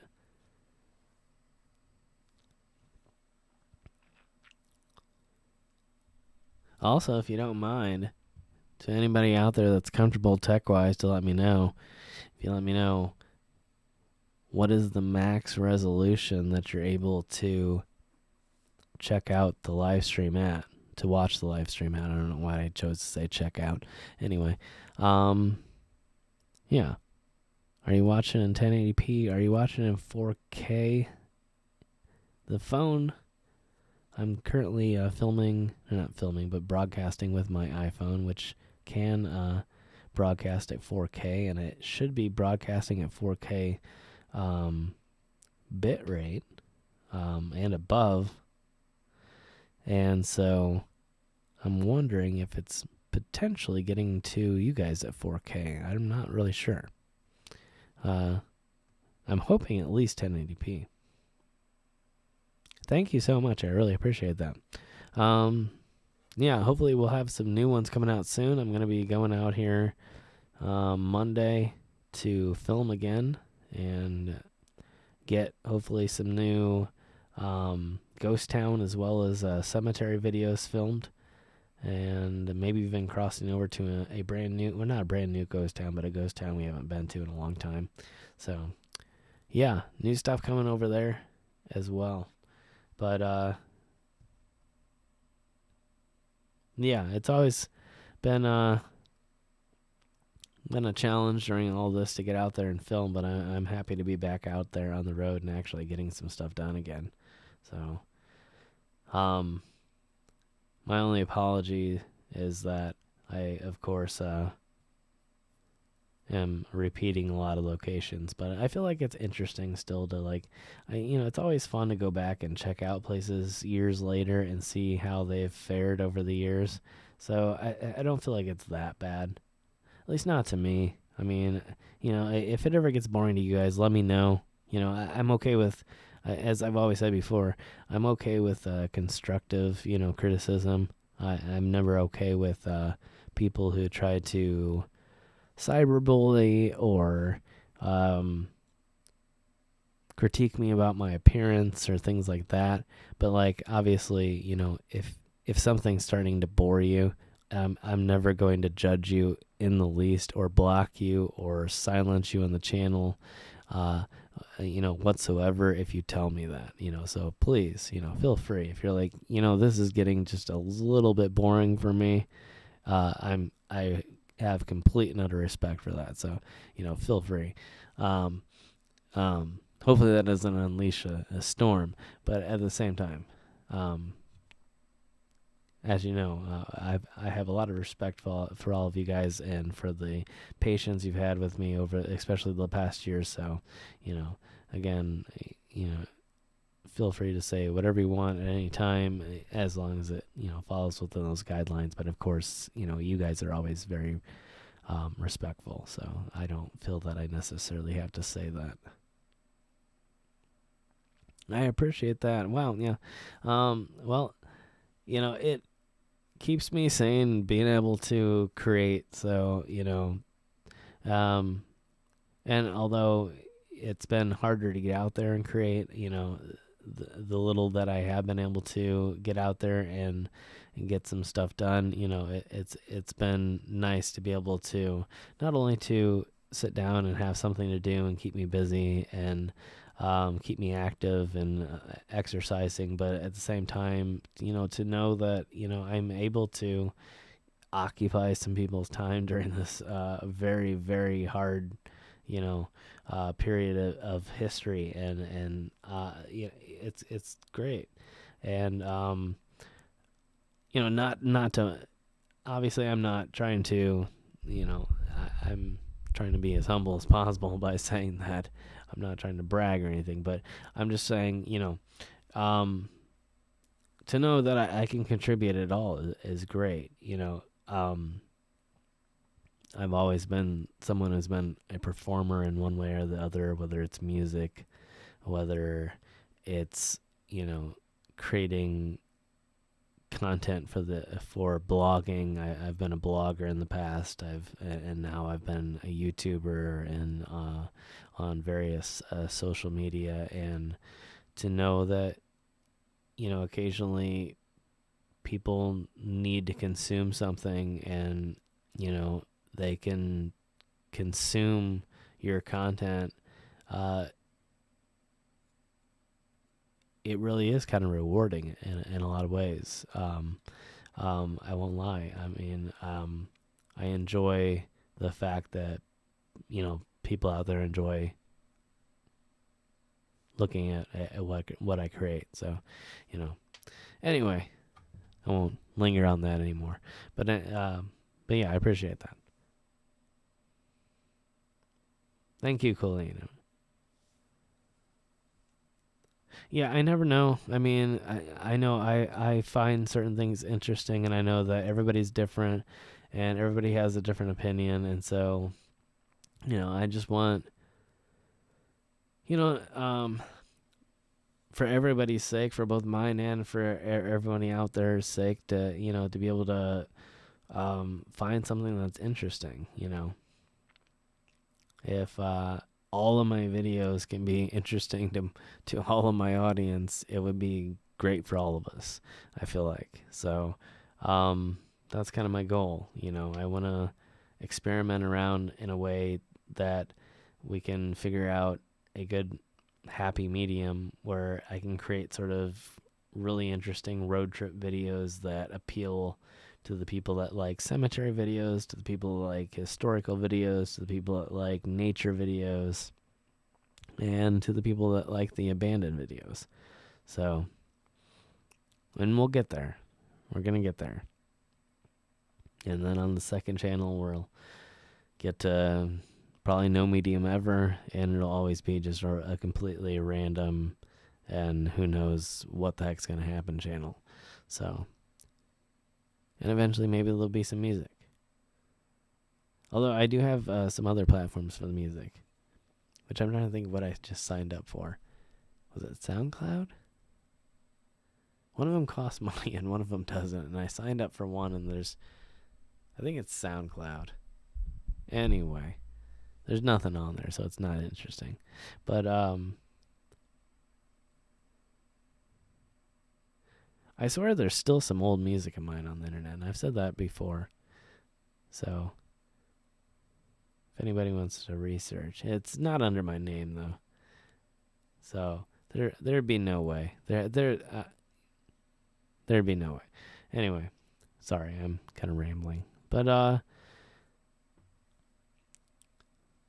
yeah, I don't know where to go from here. I'm not really sure what to do from here. Without like breaking into content. But I will reiterate, we have a live stream coming up. We'll be doing some travel stories, hopefully some travel stories that have never been heard before. Some of the stuff is from before my YouTube career. Some of the stuff is behind the scenes stories from during my YouTube career. And we'll be hopefully sharing some photos of stuff that happened long before my YouTube career. From when I used to take photos of random things while on random trips and shared them with no one, but I saved them over the years. And so hopefully we'll be sharing some of that. And I don't think of anything else.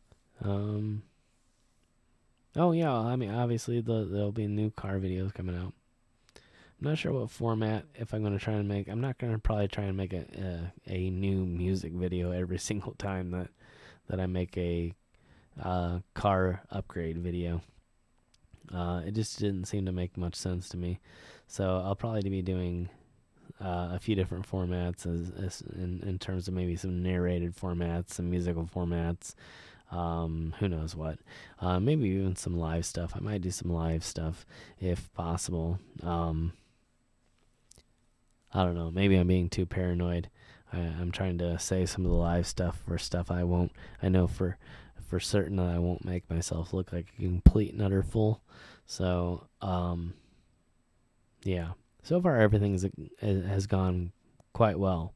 I mean, coming from a technology background, I have a pretty good understanding of what I need to know. And so, doing mild electronics and vehicle paneling repairs, not paneling repairs, but popping off like door panels to get to like different things like my I just replaced a side view mirror and I had to pop off different door panels and stuff to get it loose. And so stuff like that I'm comfortable with, but at the same time sometimes it makes me somewhat nervous because it's not really technically my specialty. So to necessarily do it live is a little bit of a stretch for me. So we'll see there. I was thinking about I'm gonna be upgrading the radio really soon. I don't know how many people have even paid attention to what the radio looks like. I've showed it in a few videos. It's just a very typical 10-year-old CD player type thing, and I'm gonna be upgrading it to a full touchscreen navigation, rear view camera system, and something that's going to actually help me out a lot when I'm on the road to be able to actually have a full, very large screen navigation system right there in front of me, while at the same time being able to free up my phone for other things, including if I want to listen to music or to film for the channels or for the behind the scenes stuff for Patreon or whatever it may be. Yeah, so I'm going to be doing that. So maybe I'll do something like that live, or maybe it'll just be another episode. Well, it depends on how nervous I get. I do have some experience soldering, and it's a pretty good experience, actually. I'm pretty comfortable with it. And I just got a new heat gun and some shrink wrap and things like that for, not really shrink wrap, but the little, for wiring electronics. That's not like the same thing as like packaging. Anyway, not that interesting. But anyway, so I'll be releasing some kind of content on that one way or the other. Oh, I did forget to tell you about the desk.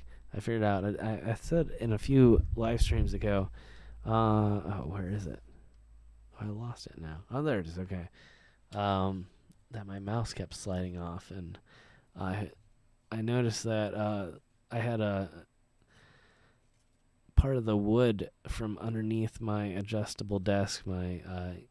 As a lot of you know, I can hit the button there and raise my desk up so I can have a standing desk and lower it back down. And I have another platform that's attached to the platform for my monitors that holds my keyboard and mouse. And I noticed one day that my mouse kept sliding off the desk, and I looked and I saw that the wood was kind of angled and open, and I could see in like this little crack. And so I got some wood glue and I went to take it off to repair it today, and it just all ended up coming off. I'm going to still try and repair it. It should be fine. I think I can do it without too many problems, but a little bit worse of a repair than I wanted to have to do. So unfortunate, but I figured out that. So, and now I have sawdust all over. But yeah, so for this live stream, I just have my keyboard sort of laying down on my desk, and yeah, still on top of the platform, but everything is not connected to the adjustable desk now. So that was kind of disappointing, but I have some wood glue ready, like I said, and going to be repairing that here pretty soon.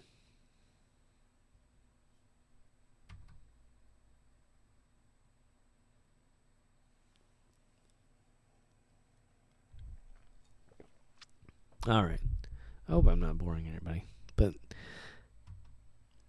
I figured I would just give that small update on that. There was one other update I was going to give, and I can't remember what it was. I'm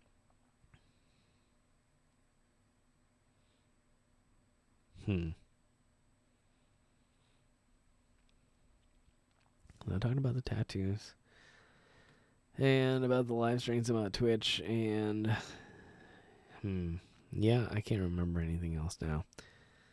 I might have to save any updates until the next time and then just tell the updates before we get into the main part of the videos next time.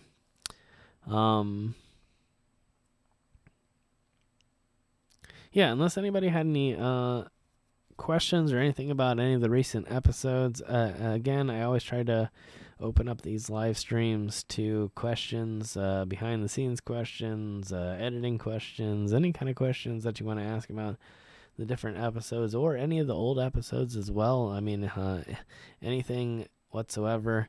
That is part of why I started these live streams, was to connect more with the audience and to allow people to dive kind of deeper into different aspects of the episodes, or ask questions, or give opinions, or whatever it may be. And so, if you guys have any sort of questions or opinions about anything recently or in the past that's been done, let me know. If not, then I've been live for a few hours here, and I think it's gone fairly well. And again, I've updated you guys about the fact that we'll have this bit of a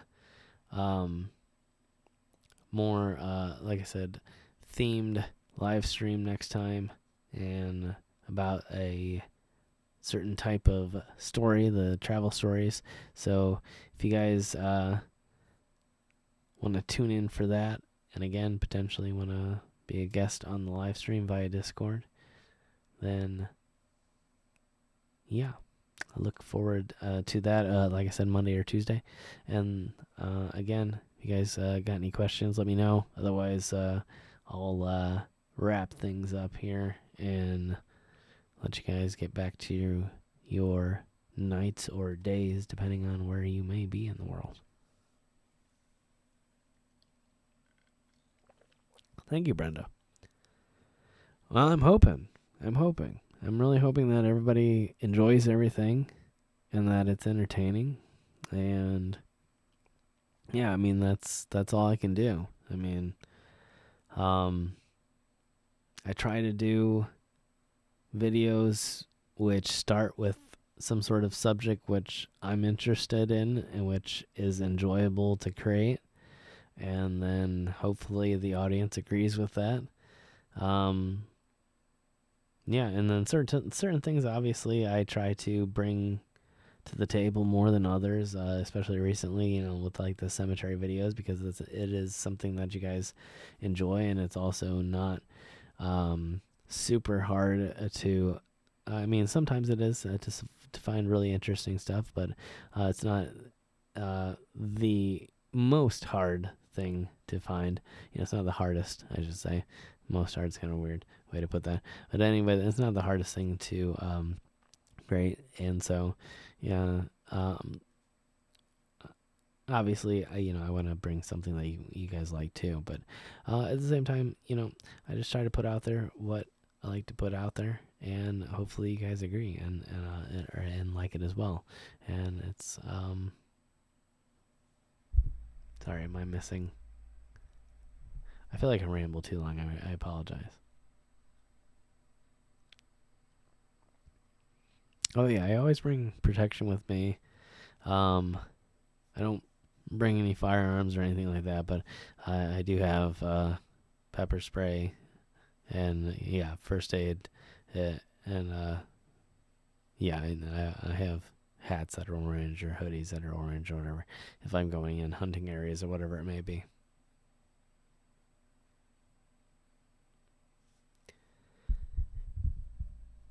Yeah, I'll be doing probably some more mausoleum videos as time goes on here. I have a few ideas. I would love it when I can finally travel again. I have a few really amazing ideas that I would love to film. I just can't do it unless I can travel, and I just don't feel real comfortable going a long distance and staying in hotels and whatnot.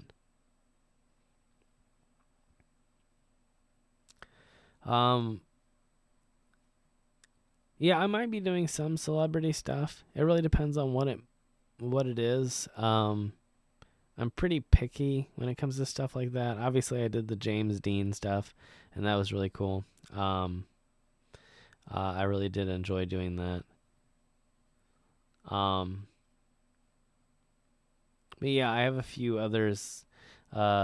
I don't know. Well, and I guess I did the Johnny Appleseed too. I mean, arguably Johnny Appleseed is some sort of celebrity. So, and a few. Well, I did a president too.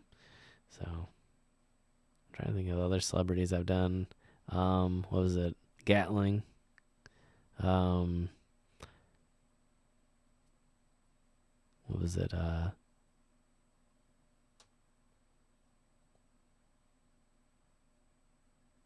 What was it? Eli. Wow, I'm having trouble to remember that now. The pharmaceutical.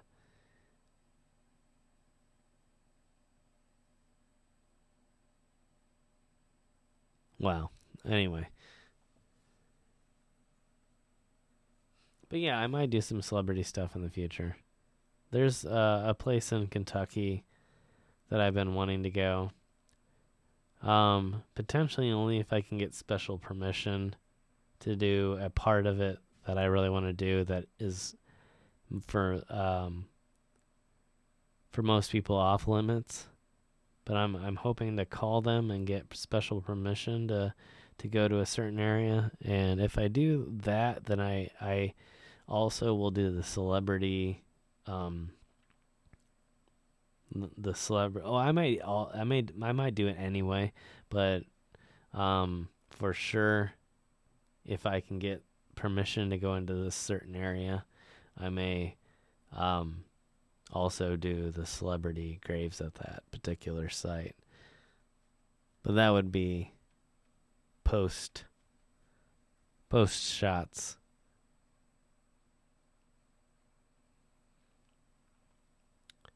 Other than being followed, I mean, certain aspects, I suppose. It depends. I don't really ever get any super creepy feelings. Well, I shouldn't say that. Sometimes, every once in a while, and then occasionally out in the country, I've had. I don't. The one time I caught it on film, but occasionally, in the country, I'll have dogs run through. So they're usually friendly though. The few times, the one time the dogs just ignored me. They were actually fairly big dogs, and they just ran through and ran by me.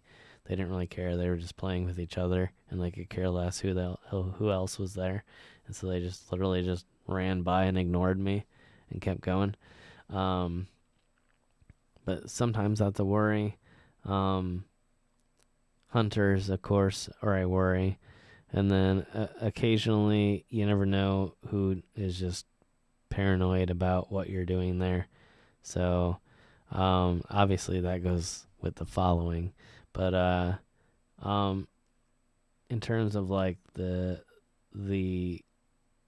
paranormal, not necessarily.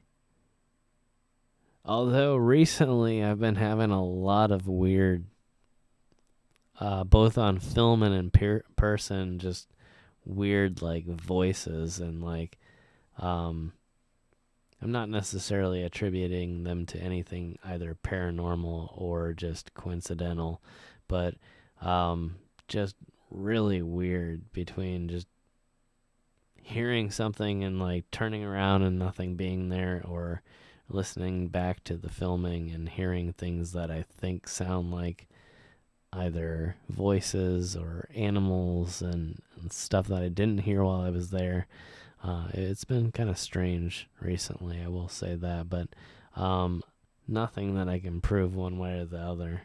But I have had some people in the comments specifically mention some of the stuff that I heard in the comments without me mentioning it, so it's kind of interesting. Hey there, Francisca. Welcome to the live stream.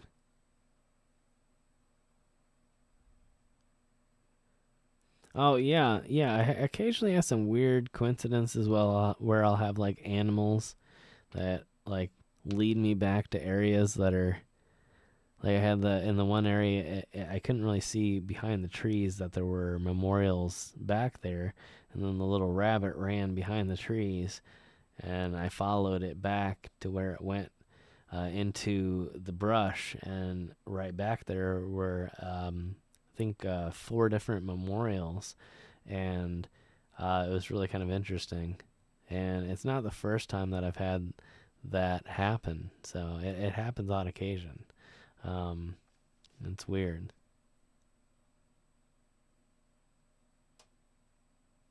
Deer are often very strange. It's like sometimes they can just act like deer, and then sometimes it just acts like it's like there's something. It just, I'm not saying it's real, but I'm just saying it's like sometimes deer almost look haunted. Like it's almost like they're just like just something otherworldly about the way they look at you. And then sometimes it's just that's a deer. Hey there, Amanda. Welcome to the live stream. Thanks for joining us tonight. Yeah, I've had those moments where I felt like something's watching me, and then yeah, I turn around, there's nothing there. Um, and then lately the voices, not really like voices like something's calling to me, but like whispers here and there. And it might just be the wind, but it's like more recently, it just more sounds like voices, to the point where it's creepy. But again, I'm fairly skeptical about stuff like that anyway, so I really don't know what to attribute it to. But at the same time, I do recognize that it has happened. I think it's worth mentioning, whether it's just interesting or factual. Probably more on the interesting side. Thank you, Patricia.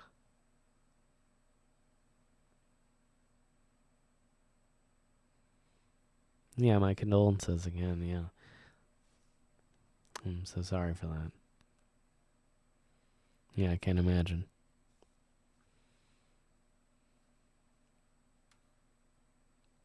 But yeah, I've lost a few loved ones recently as well, and it's been, yeah, it's rough. It's rough. I really can relate in some aspects at least.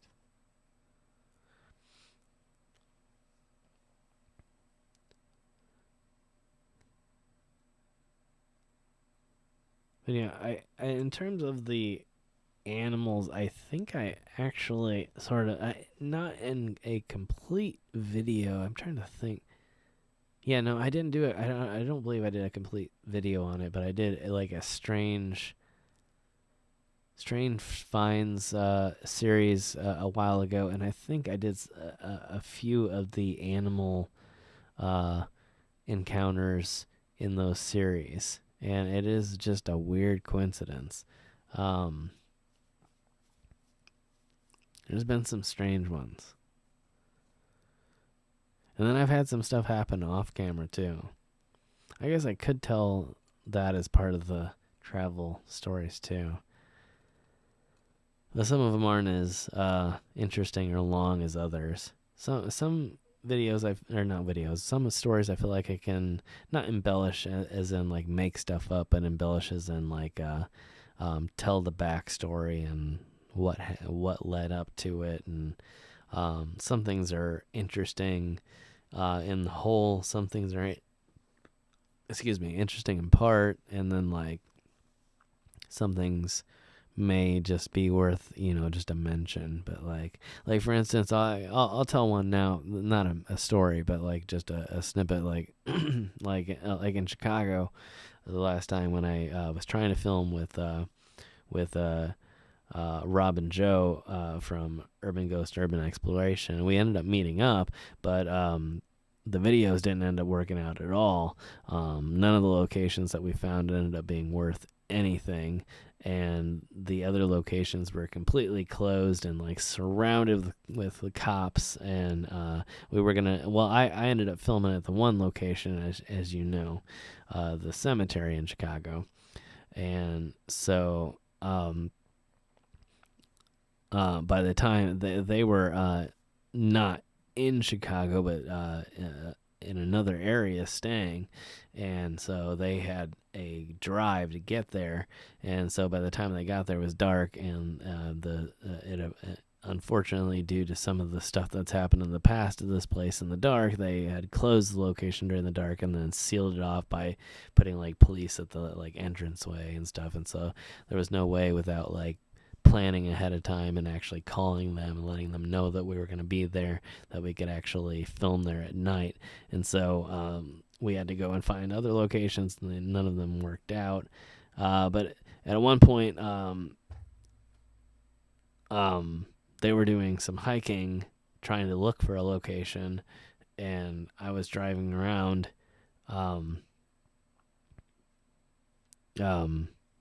and trying to scout out some other stuff, and I had a coyote randomly ran out in the road, and like coyotes are just like stupid brave. So like that coyote like took some objection to my car, I guess, and figured it was gonna attack, and just started bolting down the road towards my car. And like I got confused at one point. I just started to slow down and realized that it got closer and closer and closer and was still going the same speed, and I started to drive away. But it was something weird that happened while I was there. It was just like in the middle of this sort of Chicago suburb, and this like coyote is just pissed at my car and just straight out, sprinting towards my car as if it's gonna be able to do anything whatsoever to like hurt my car, or to, I don't know what it thinks is going on, but it's angry and it's trying to do something about it. And it's just a weird story that I had, and Obviously, the stories that hopefully, that I'm going to be telling will be, significantly longer than that. But, yeah, I wanted to start telling some of the stories that I have that um, don't necessarily occur on camera, and that have occurred again before I started YouTube. Thank you, Brenda.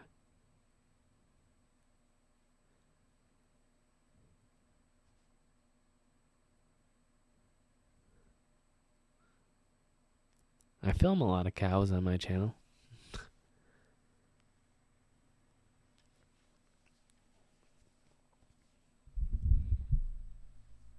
And occasionally cats too.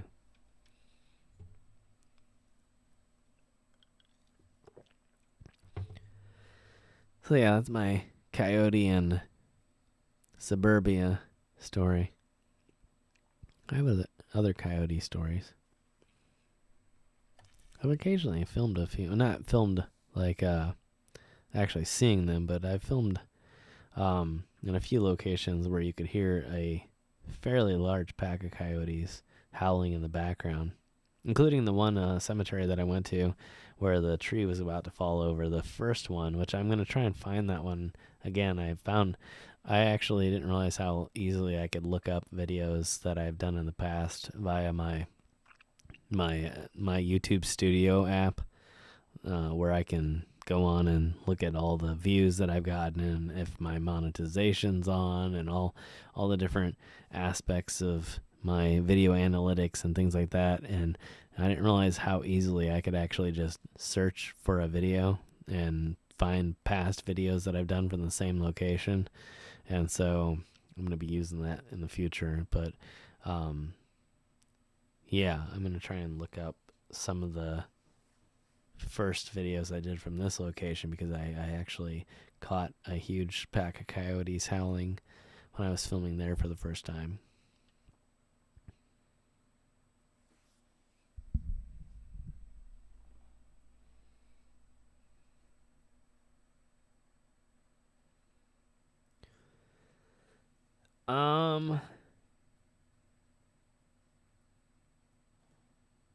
Only geese.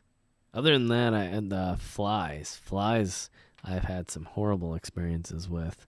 We were filming in one location, and for like almost a mile as we were walking through the wilderness, it was either it must have been 2 or 3 flies, and I don't know what kind of flies. I think they were deer flies, I think they're called, and they kept following us, and they would just dive bomb us every once in a while. And it just was irritating for like miles of walking, and then it's like really hard to film. It's like as you film, you're trying to ignore this fly that's like dive bombing and trying to land on your head, and it's not just like a normal house fly. It's a fairly big fly, and it's literally declared war on you.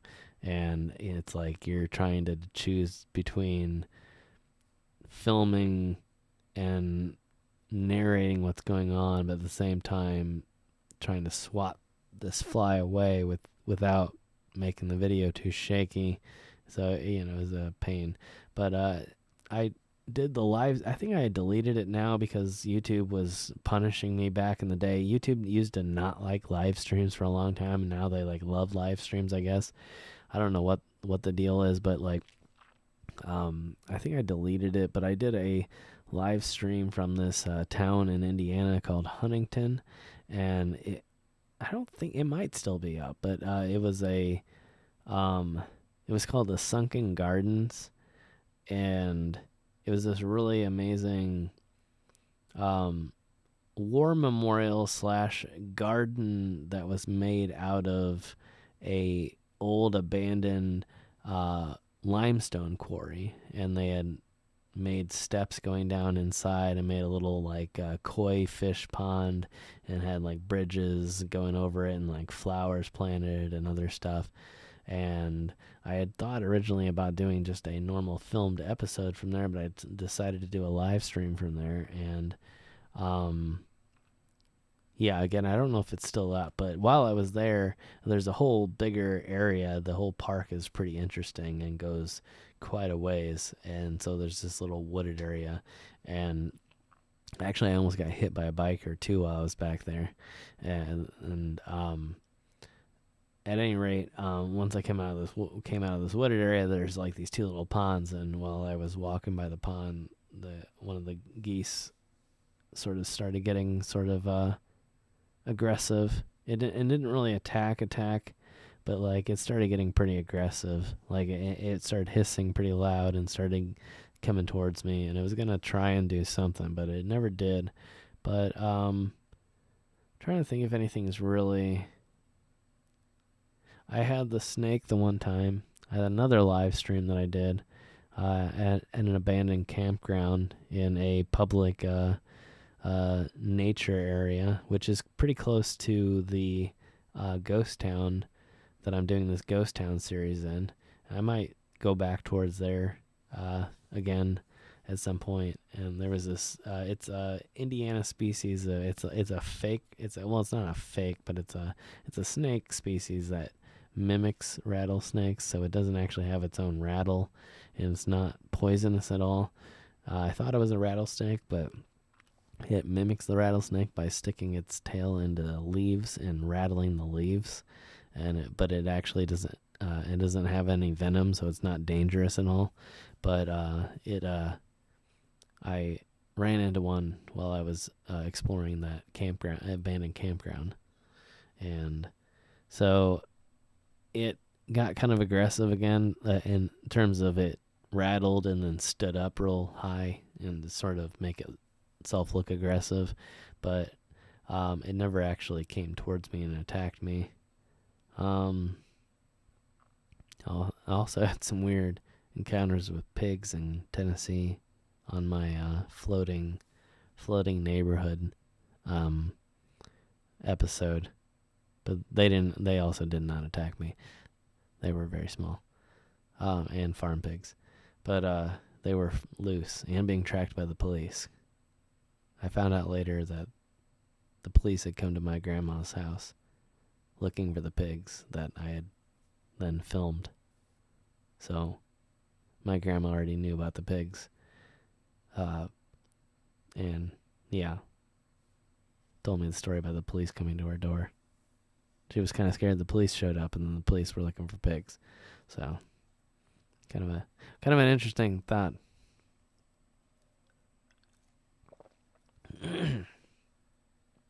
Yeah, the geese and the swans can be pretty aggressive. They'll attack, especially if they have babies. The ones that I came up on in the park had babies. Although if you just back off, a lot of times, if you're on a bike, that's another thing. Sometimes they'll just, go wild and fly at you or whatever. But like, I feel like if you're on foot and you just kind of back off a few feet, a lot of times they'll give up. But yeah, they're pretty aggressive.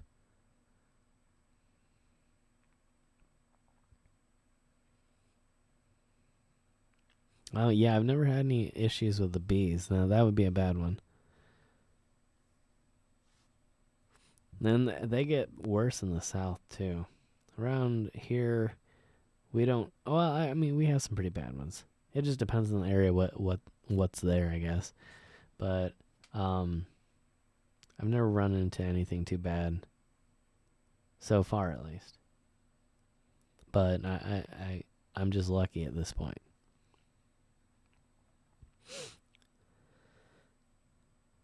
And it's just like, I mean, I did how many episodes in Kentucky, and I've never run into any bears. But it is bear country. But I mean, they're just starting to come back too.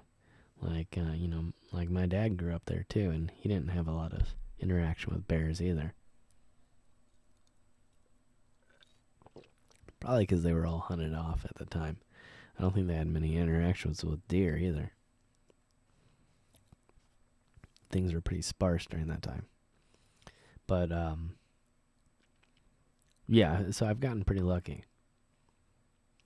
And I was out in Nevada too, and California, and I never ran into any mountain lions, so I got lucky there. No scorpions so far.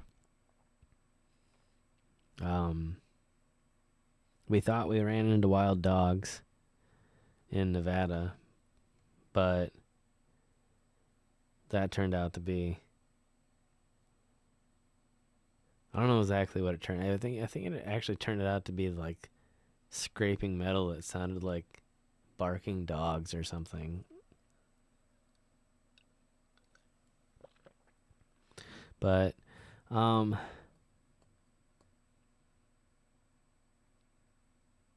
yeah, I think that's it really though.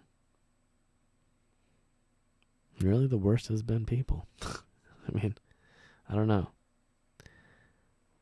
Not necessarily. Not necessarily. But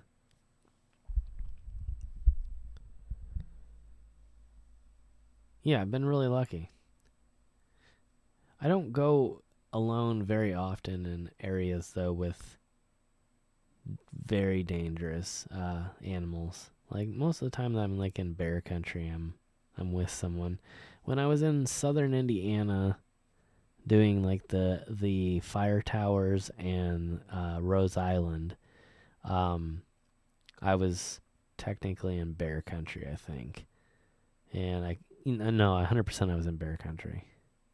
And I found out there was a news story actually about the spiders that I found. Not about my video. I want to make that very clear. I did not get on the news. Although that would have been interesting, but my video was not clear enough, I don't think.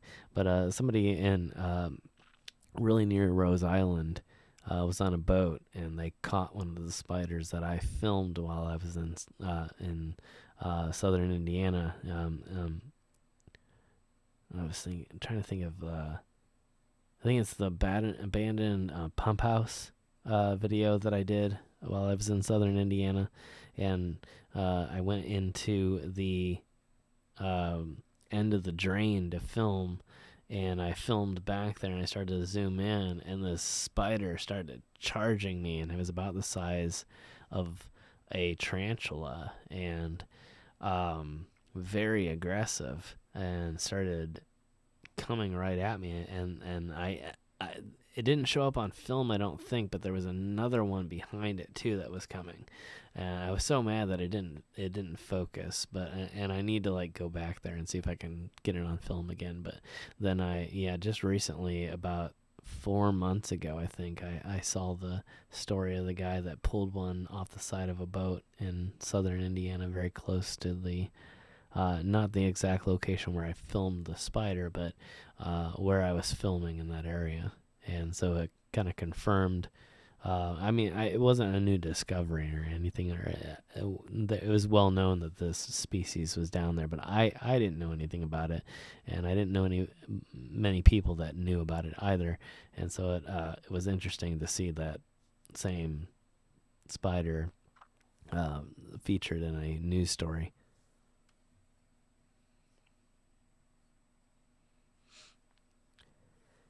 Yeah, I guess I technically have had squirrels. Squirrels get very angry. Like they don't like attack you, but they'll like throw stuff at you from the top of trees, and I have that happen on occasion. Like the squirrels will just sit from the top of the trees, and you'll just have like a stone or a nut or something will come just raining down on you from the tree. And you can tell because then you'll hear the chatter of the squirrel, and like they get angry and they get territorial, and they'll try to chuck the stuff at you.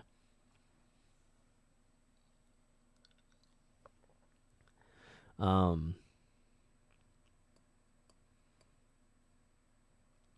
to think if there's any other encounters that I've forgotten now that I remembered the squirrel stuff.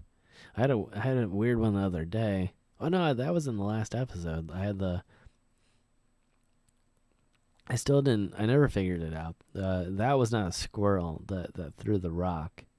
I don't know what threw the rock. Either it got caught in my shoe randomly, and it right as my heel came vertical as I was walking, it flipped it up and over and ahead of me.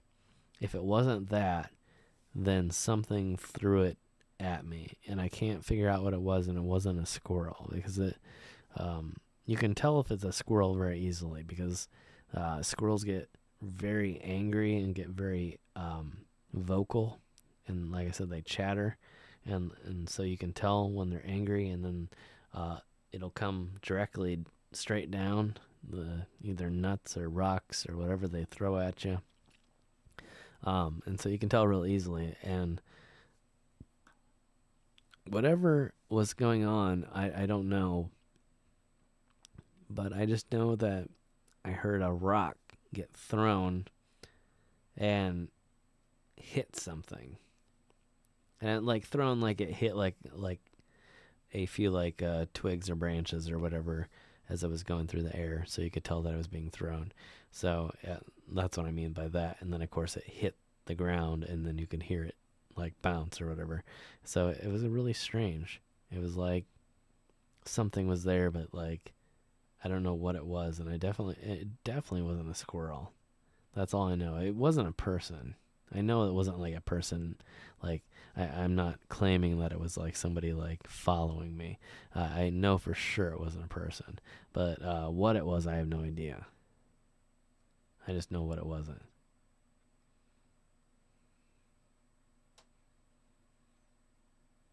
Hey there, Mary. Welcome to the live stream. Thanks for joining us. I filmed some turkey on the road occasionally. I got in the turkey jam the one time. It was like 20 turkeys, and they refused to move out of the road. They just were running down the road, and I had to wait for them. A moose, you'd like to see a moose in the wild very safely. Moose are very aggressive. They often terrorize Canadian towns. So, I would say that with, I guess maybe the term would be, say that with a grain of salt, or take that idea with a grain of salt. Moose are very aggressive. Maybe see one in the wild from the car, and then take a picture of it. But don't get out, don't approach it, and hope for the best. They're beautiful creatures, but they're like, there might be squirrels literally on the roof right now. I heard something run across the roof. It must be squirrels. Anyway, yeah. That's like a tank. It's like, yeah, running into a moose in the wild is like running into a tank in the wild. Like, it's the equivalent of a bear. Be every bit as afraid of a moose as you are of a bear. That would be my advice anyway. That being said, I've never run into a moose or a bear in the wild, but I've been warned about both of them extensively. I am in wolf country, though. But I haven't been warned much about wolves. More in the lines of just like, if you see a wolf, don't mess with it and just like walk away. But like, that's what most people say to me with wolves. Like, just keep your distance and walk the other way. But like, if you're not aggressive towards them, they're not going to like necessarily mess with you. But on the other hand, I've heard like many warnings about coyotes. Like I said, in Chicago, the coyote chased the car like it had a chance. Like, obviously, I'm a nice guy. I'm not going to mess with a coyote. But the coyote chased me like it had a chance. Like, it had no chance against a car. Like, there's nothing. Well, I probably could have done some damage to my car. But, I mean, it's not going to take out a car. But it had the audacity. Like, that's for sure. It had the guts. And so, yeah, I'm way more cautious on coyotes. I haven't seen a wolf so far, but like, I don't know that I would be super. If I saw a huge pack of wolves, I probably would be afraid. I mean, I'm not stupid. Yeah, we have a lot of wolves coming back in this area. Actually, northern Indiana is a wolf release area. I've actually walked or hiked through woods a lot of times in wolf release areas. So, yeah, this is a big wolf release area, and so I'm surprised that I haven't seen any. But again, they don't really. They're not like coyotes. They're not going to try to pick a fight, and so typically they'll just stay away from people. But yeah, in all my years of hiking in wolf infested woods, I've never once ever came upon a wolf or heard one. Even at dusk or at night, I've never actually heard a wolf howling, and I've been in areas where, like I said, I've been in wolf release areas many times, and I mean, arguably, I guess, like out of all the days of my life, the amount of days that I've stayed in areas with wolves that are heavily populated and been somewhere where I could hear. I mean, maybe it's not likely that I would have heard, but I don't know. It just seems like I should have heard something by now. To me, I mean, but again,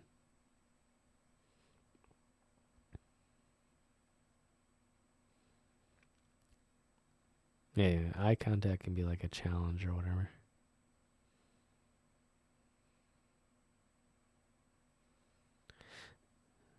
Yeah, in our area, we have a lot more problems with coyote. Coyote take out a lot of chickens and turkey and things like that.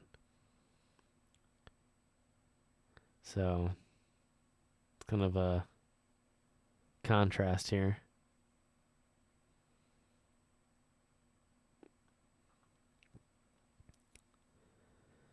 Yeah, I don't know about the feral pigs here. I know that most feral pigs are European, and I know that Florida has a huge issue with them. Yeah, Texas.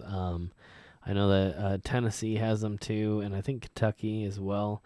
I don't know that Indiana has them. I'm not sure how far north they go. I'm pretty sure they're pretty winter resistant. Coming from Europe, I'm sure that they can survive. But I know that, I mean, there's pigs on like tropical islands as well that I think can be traced back to Europe too. So, I mean, obviously they're fairly resilient and versatile. So, I don't really know.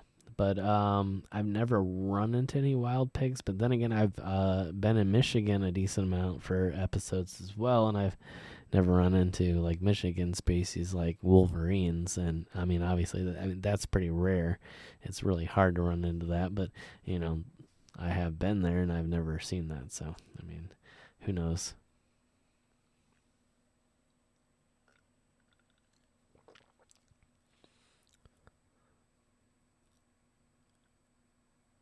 Yeah, North Carolina for sure. I mean, you've got everything from coastal areas to like mountainous areas. So you're kind of between the coast and the Appalachians. So, well, not kind of, actually.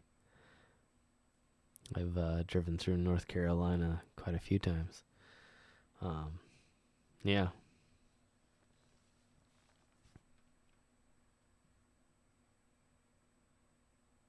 yeah, I imagine.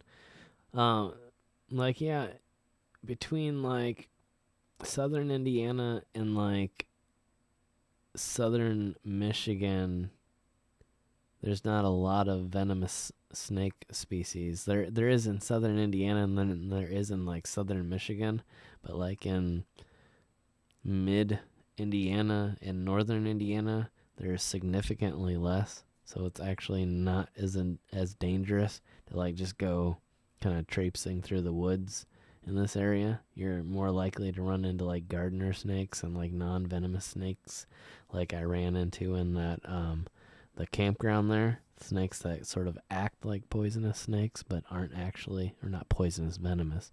Poisonous and venomous are two different things. A poison is something that you can't swallow. A venom is something that you can't be injected with. So snakes are venomous because they bite you, but you can swallow venom and you won't be hurt. So that's the difference. You can swallow a venom. You can't swallow a poison. Anyway, tangent over. But, yeah. So for some reason, there's significantly less dangerous snake species in my basic area. So it's interesting. And I can kind of just go in the middle of a lot of wooded and leaf-covered areas and not worry about stepping on like a rattlesnake. Armadillo, that would be an interesting one. I bet they're little tanks. But good for them. Like, I'm happy for them. Like, they're tiny little creatures. And if they can survive a car, then that's awesome. Like, I'll file like an insurance claim anytime for an armadillo. Duluth, Minnesota. Janet, welcome. Thanks for joining us.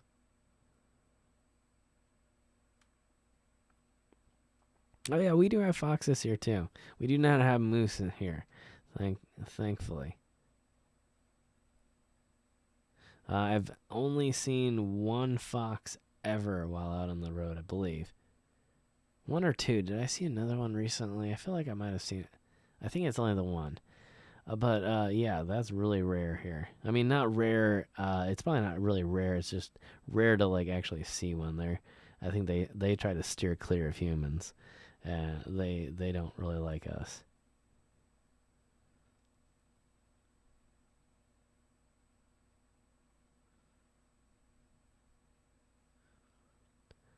But yeah, I've heard bad things about the moose. Other than again, they're beautiful creatures. But yeah, I've heard that they can occasionally terrorize towns, like bears too. Obviously,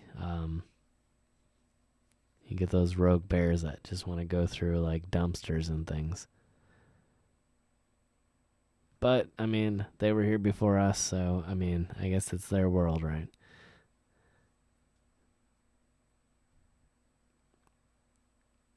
Oh yeah, alligators. Yeah, that would be an interesting one. Yeah. Um,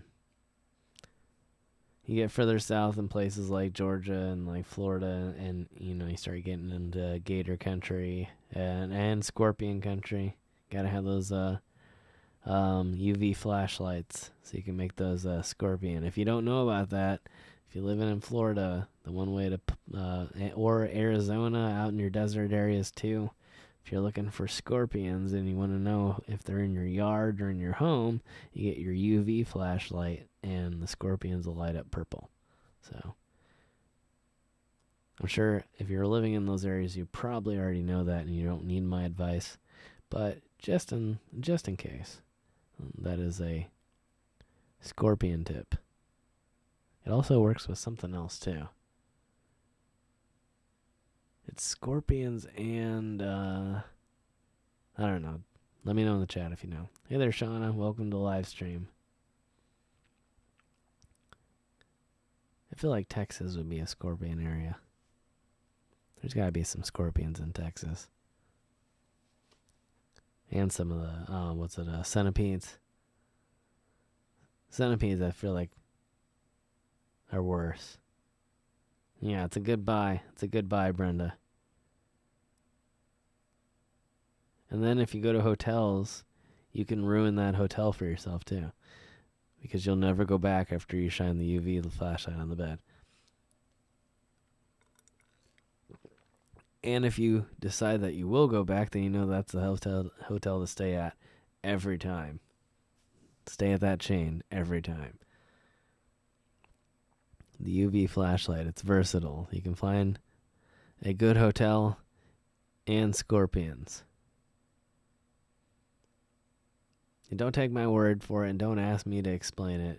If you know, you know. If not, go look up UV flashlight hotel room and prepare to have your world destroyed and never stay in a hotel again in your life. And then you'll wonder why you never thought of that. Oh, I didn't really not run out. Okay. Might have to take a break again here soon. But yeah, so there's that. Yeah. Russia's another big one for moose and bears. Yeah, they'll just like randomly like roam the streets, and then they can get really aggressive. They do not like they don't care if you're out. Well, I mean, they do care if you're out. Like they do not want you near them. They will charge you. They've been known for causing some major injuries to humans. Like moose are nothing to be. And the thing is, like, I think just comparatively to bears, they don't. I think they fall in line as what in that little narrow. Well, I guess bears would in some capacity too, but like I feel like moose, like people are just like, okay, it's cute or something like that, and they're like, it's big, but I'm fine. And then they get close, and the thing charges them, and then it's like I'm not fine. But then again, maybe it's just people. Maybe it's just Americans. I don't know. You know, clearly we run up and take selfies with bison only to be thrown 30 feet in the air. So, I mean, clearly we're not starting off with much. So I don't really know. There's been a lot of videos recently proving that we don't really necessarily think about the dangers before we take the photos or go out and take the videos of the moose or the bison or the bears or whatever it may be. I don't know. Who knows? But yeah, those moose, they will mess you up.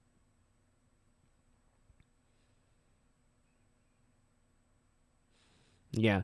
I mean, as with anything, if it's been like domesticated its entire life and it's with its trainer, then there might be some degree of safety that you can do something with, but like definitely don't do it in the wild. Like some of these people are like going to like Yellowstone and like getting out of the car to like pose with bison. Like these bison are like 1,200-pound monsters that will mess you up. Like they are like I mean just if you look at them, obviously they have horns. They are massive. They again, 1,200 pounds. Like some of these animals are just huge. I mean, these things could take on a cow. Like they have no problem with you. You know, like you're not a threat. You know, so yeah. I mean, it's weird. I mean, some of these things make you lose faith in humanity. But yeah, you can find some of these videos on YouTube and different places. Um,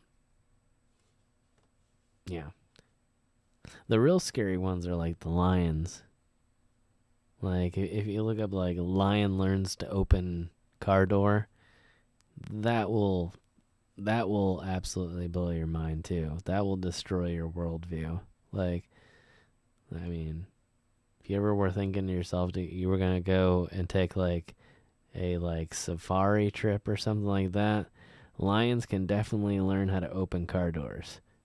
So that's a thing. And that's a real thing. Like they will figure out how to flip their paw upside down, take their claws underneath that car door and pull that car door open and try to pull you out of the car. That is a real honest to goodness thing. You can look it up on YouTube. It's a real thing. It does happen. So humans need to have a lot more respect for nature in general, and then on top of that, a lot more respect for apex predators that are way bigger than us and way stronger than us.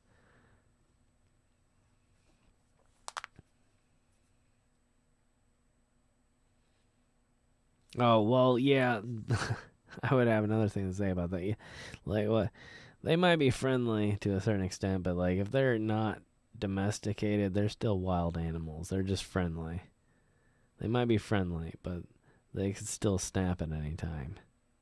Stuff like that, like, in America especially, they ask you, please don't do that. In a lot of places, if you go to like Yellowstone National Park, like, there'll be huge signs like, please do not do this. It is not healthy. It is not safe, and it will not make these animals like safe to interact with. Like, they may be friendly to a certain extent, but they're in their daily lives, they're still dangerous wild animals that could potentially stamp on you at any time. And if you've seen some of these like random videos of like domestic animals, even like horses, like snap and like bite somebody's finger, like, I mean, these animals they're powerful animals that can definitely injure you, whether they mean to or not, too. But yeah, I understand that too. I've definitely encountered some wild animals in the past in certain areas that it's just like they're so used to human contact that they're just friendly and they'll eat out of your hand and, whatnot. But, yeah, I do always want to stress, though, that those are still wild animals and potentially capable of wild animal activities. So, but, I mean, in a certain circumstance, in a certain area, under certain supervision, that may not be necessarily a bad experience to have, though, either. So, I mean, if it's something that's safe and healthy for the animal, while at the same time a minimal risk for the human and whatnot, then maybe that's a experience to have. But there's some stuff that I don't like, that even some stuff that I've experienced in the past, like, that I would never do ever again. Like, when I was very, very young, I remember going to like the circus and like riding on elephants and stuff like that, and I would never do that. There's certain experiences that I feel like, although they do happen, I feel like they shouldn't happen too.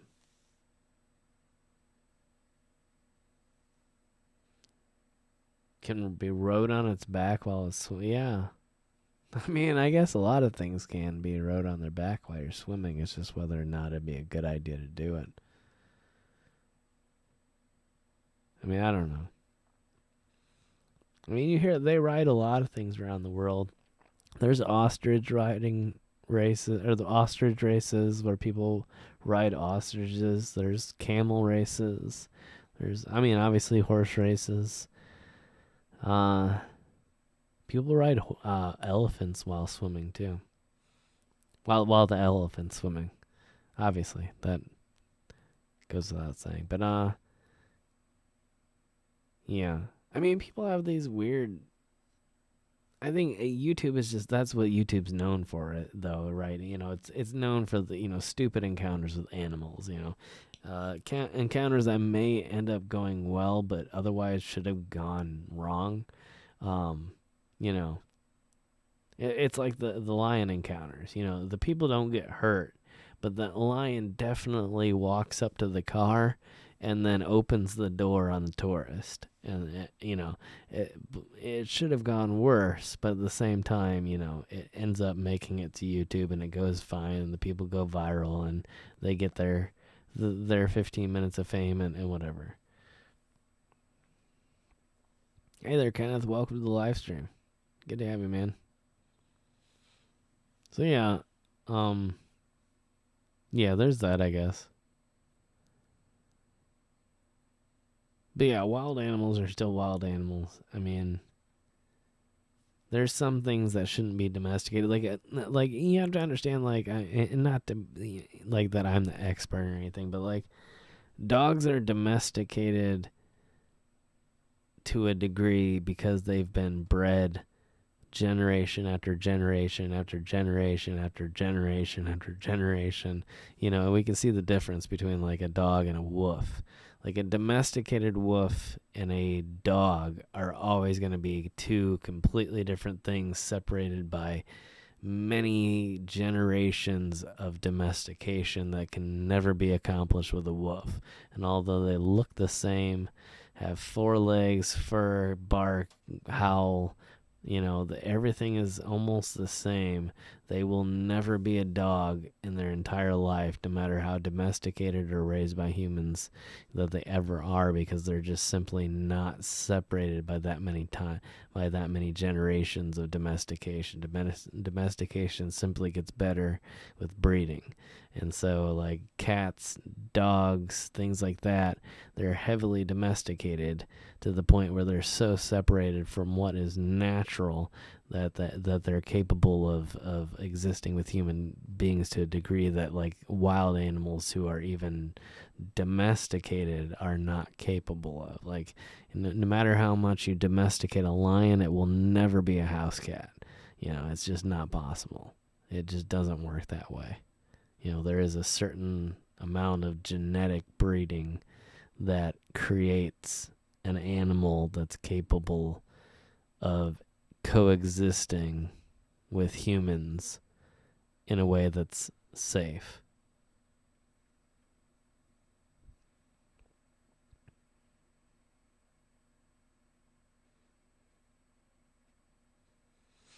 Yeah, that's the thing. People do that here in America too. Like, we have like I was saying earlier, like bison ranches and all kinds of things like that, where people will get out and like take selfies with them, and then end up, like I said, the animal charges at them and like throws them up in the air. And yeah, I guess people are just people. They just don't think. It's, look at this great photo I can get, without thinking. It's like, never do they think, I guess, to themselves that the guy in National, or not necessarily the guy, but the person in National Geographic that took the photo of the lion went to great expense to like hide themselves in, some sort of animal hide or in a tree or something like that for like a period of like 48 hours to like a week's time, waiting for this animal to get close enough to take a photograph safely. And then they just jump out of their Jeep, on their touristy, safari ride through this animal sanctuary, and expect that, that's going to really go well. I don't know. I guess that's people. I really don't know how to explain that one away. People just do some ridiculous things.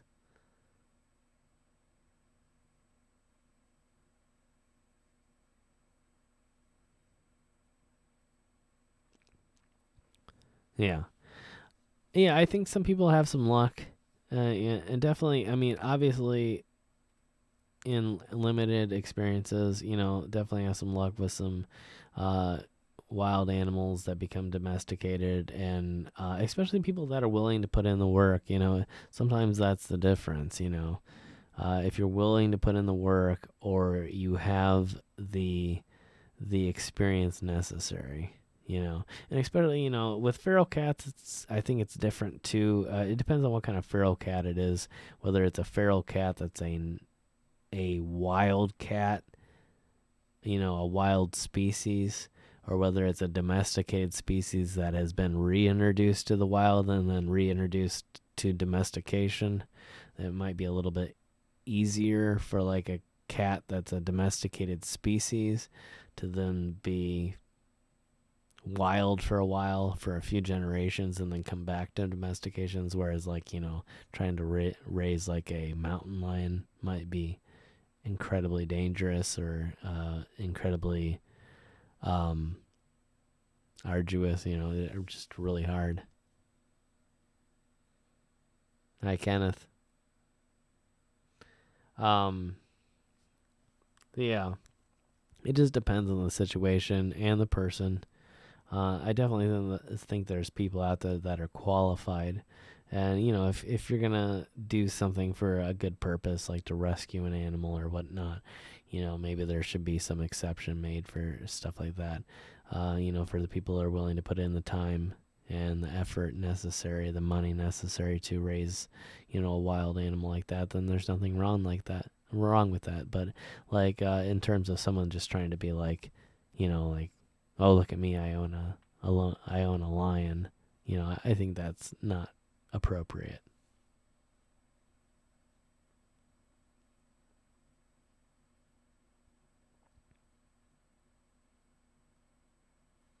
Yeah. Well, I mean, at least it wasn't like an actual wild species. But I mean, yeah, but that's good though. I mean, that's a good thing that you did though. I mean, it's good that you had the patience. A lot of people probably wouldn't have that patience.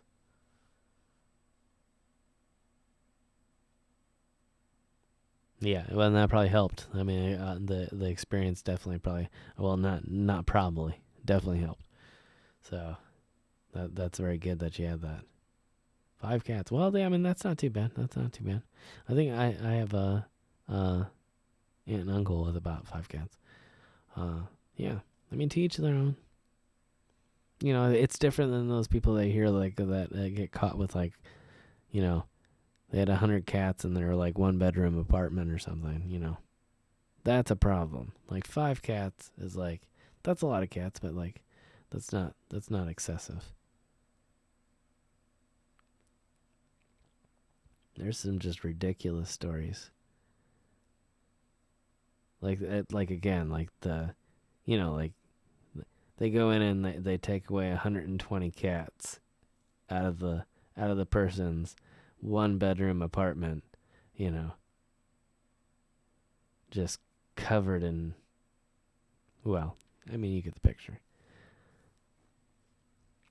I don't want to say things that like drive people away. Anyway, but yeah, speaking of things that cats leave behind in 1 bedroom apartments, thank you for joining me. If you're enjoying the video, give it a big thumbs up. Share it on your favorite social media that wants to hear about things that cats leave behind in 1 bedroom apartments. And yeah, appreciate you being here. Cat hoarders, yeah. I've never run into a cat hoarder's place. I've run into a hoarder's place before, but I've never known any cat hoarders. Thankfully. I feel like that would be a sad situation. And I feel sorry for people a lot of times, but I also feel like I feel more sorry for animals. So I would feel like responsible somehow to like save something. So yeah. Well, thank you, Francisca. That's awesome. That's good to hear. There's something to be said for people that not only raise something but rescue something, and I think that's important. Not to say that there's anything wrong with people who are just like animal lovers who want to go out and buy an animal. That's cool too. But I think it also is something special for somebody who says, I'm going to raise something that I've rescued out of the wild or rescued from a bad situation. So much love for that situation and for those people. So I'm not always gonna be looking away from the camera now. Actually, like I said, I have the new attachment for my tablet that is gonna give me an articulating arm, just like my microphone. So I'll be able to pull my tablet and actually be able to have my chat, so I can like still like not awkwardly stare away from the camera at the chat over here on my other computer. I can use that for like Discord and actually stare at my tablet underneath like my camera so it looks natural. So there's that. But that'll be coming soon. Again, it's supposed to be coming tomorrow, but still has not. Well, I haven't looked recently. But as of like 11:30 at night on Saturday night, which was for me about 4 hours ago, it had not shipped yet. But they assured me it would be here. But then again, Amazon just recently opened up like I think they opened up a new warehouse fairly close to me recently, so I think that might be the reason.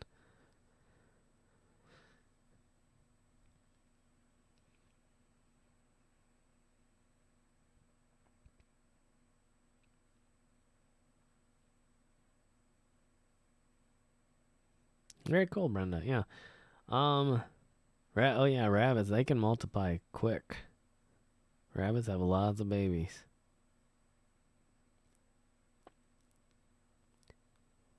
Yeah, that's something you don't want to become out of control.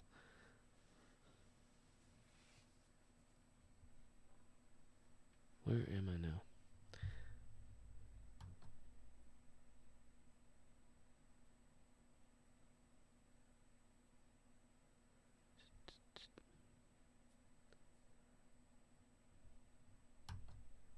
Sorry. Trying to figure out. Okay, there we go. 3 hours. 3 hours. Okay. That's not bad. That's not bad. We'll go for a little bit longer here, and then we'll call it a night. And then, again, like I said, we'll be doing another live stream here really soon. I'm going to be doing some travel stories. And again, if you want to share some travel stories too, if you have a weird travel story, an interesting travel story, maybe you have a heartwarming travel story, you have some kind of travel story they think is interesting for an audience to listen to, and you want to share it here on the live stream. This is a audio sharing service that I'm talking about. If you're comfortable with installing Discord, it's just a audio chatting program that allows you to connect to the 539 audio server and allows me to pipe your voice from your microphone through to the live stream, and you'll be able to obviously hear me as well responding to you. And you can talk about your story, and maybe I can ask you a few questions. And if you're comfortable with all that, and you know about Discord, or you want to learn about Discord, you can check out discord.com. Obviously the links are below, both to Discord as well as to the 539 slash mystery server. And again, you can become a guest on the program. And it's just like a call-in show. Instead of having to call in, you just connect to the server. So if that's something you're interested in, let me know. Again, you can either email me, you can DM me on Instagram, you can DM me on Discord itself. There is a messaging service on there, just like Instagram, where you can send any user that you know of a message. I do have a link again in the chat, or not the chat, the description below. You have to click that link. To the best of my knowledge, if without that link, you won't actually be able to. I don't know if you'll be able to search for it or not. So make sure if you do end up installing Discord, you go back to one of these videos and click on the link. Like below, it says "Share Your Resolution Live." So if you click on that link, it'll link you to the Discord server and allow you to join the server. So it is an official invite link.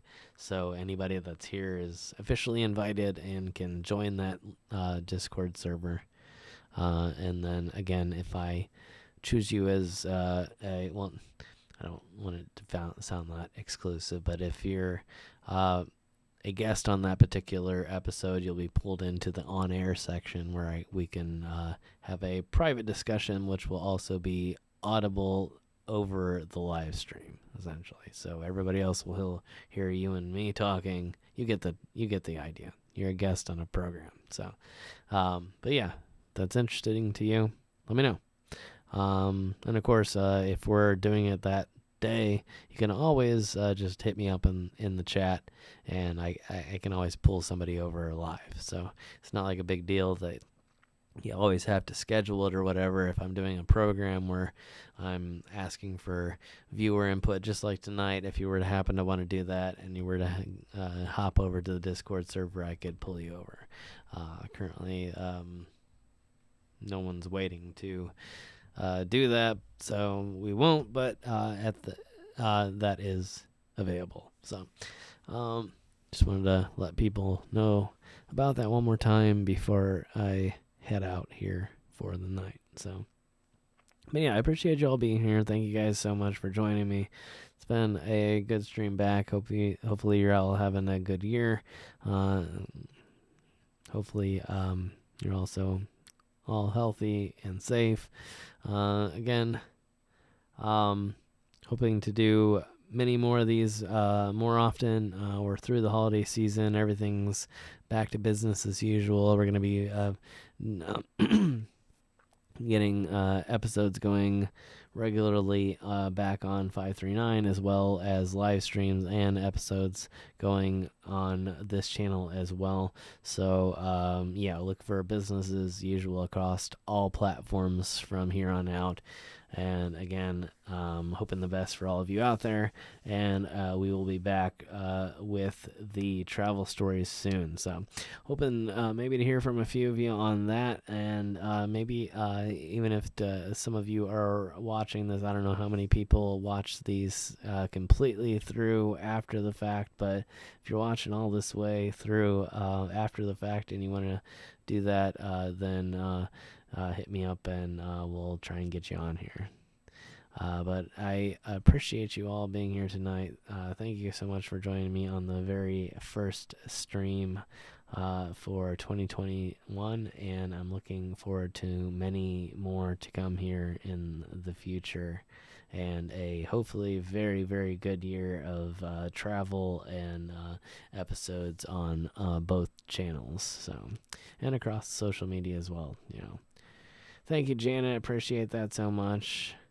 Thank you to everyone here. I appreciate, again, you all showing up and chatting and talking about everything we've talked about tonight, including the travel and the upcoming content here. So, and thank you all for your input and your questions. And yeah, just glad to be back. As far as 539 goes, again, I should be out on the road and hopefully have a new episode up hopefully Tuesday. That's what we're looking for. That's my goal. Tuesday episode, ghost town or ghost town adjacent. Either that, either we'll be doing an episode on that cemetery and the fallen tree, if it has fallen, or we'll be just including that plus some more ghost town adventures in a broader episode, depending on what happens. So yeah, thank you guys so much. Looking forward to the next one, and yeah, have a good night or day, depending on, again, where in the world you may be. Thank you all.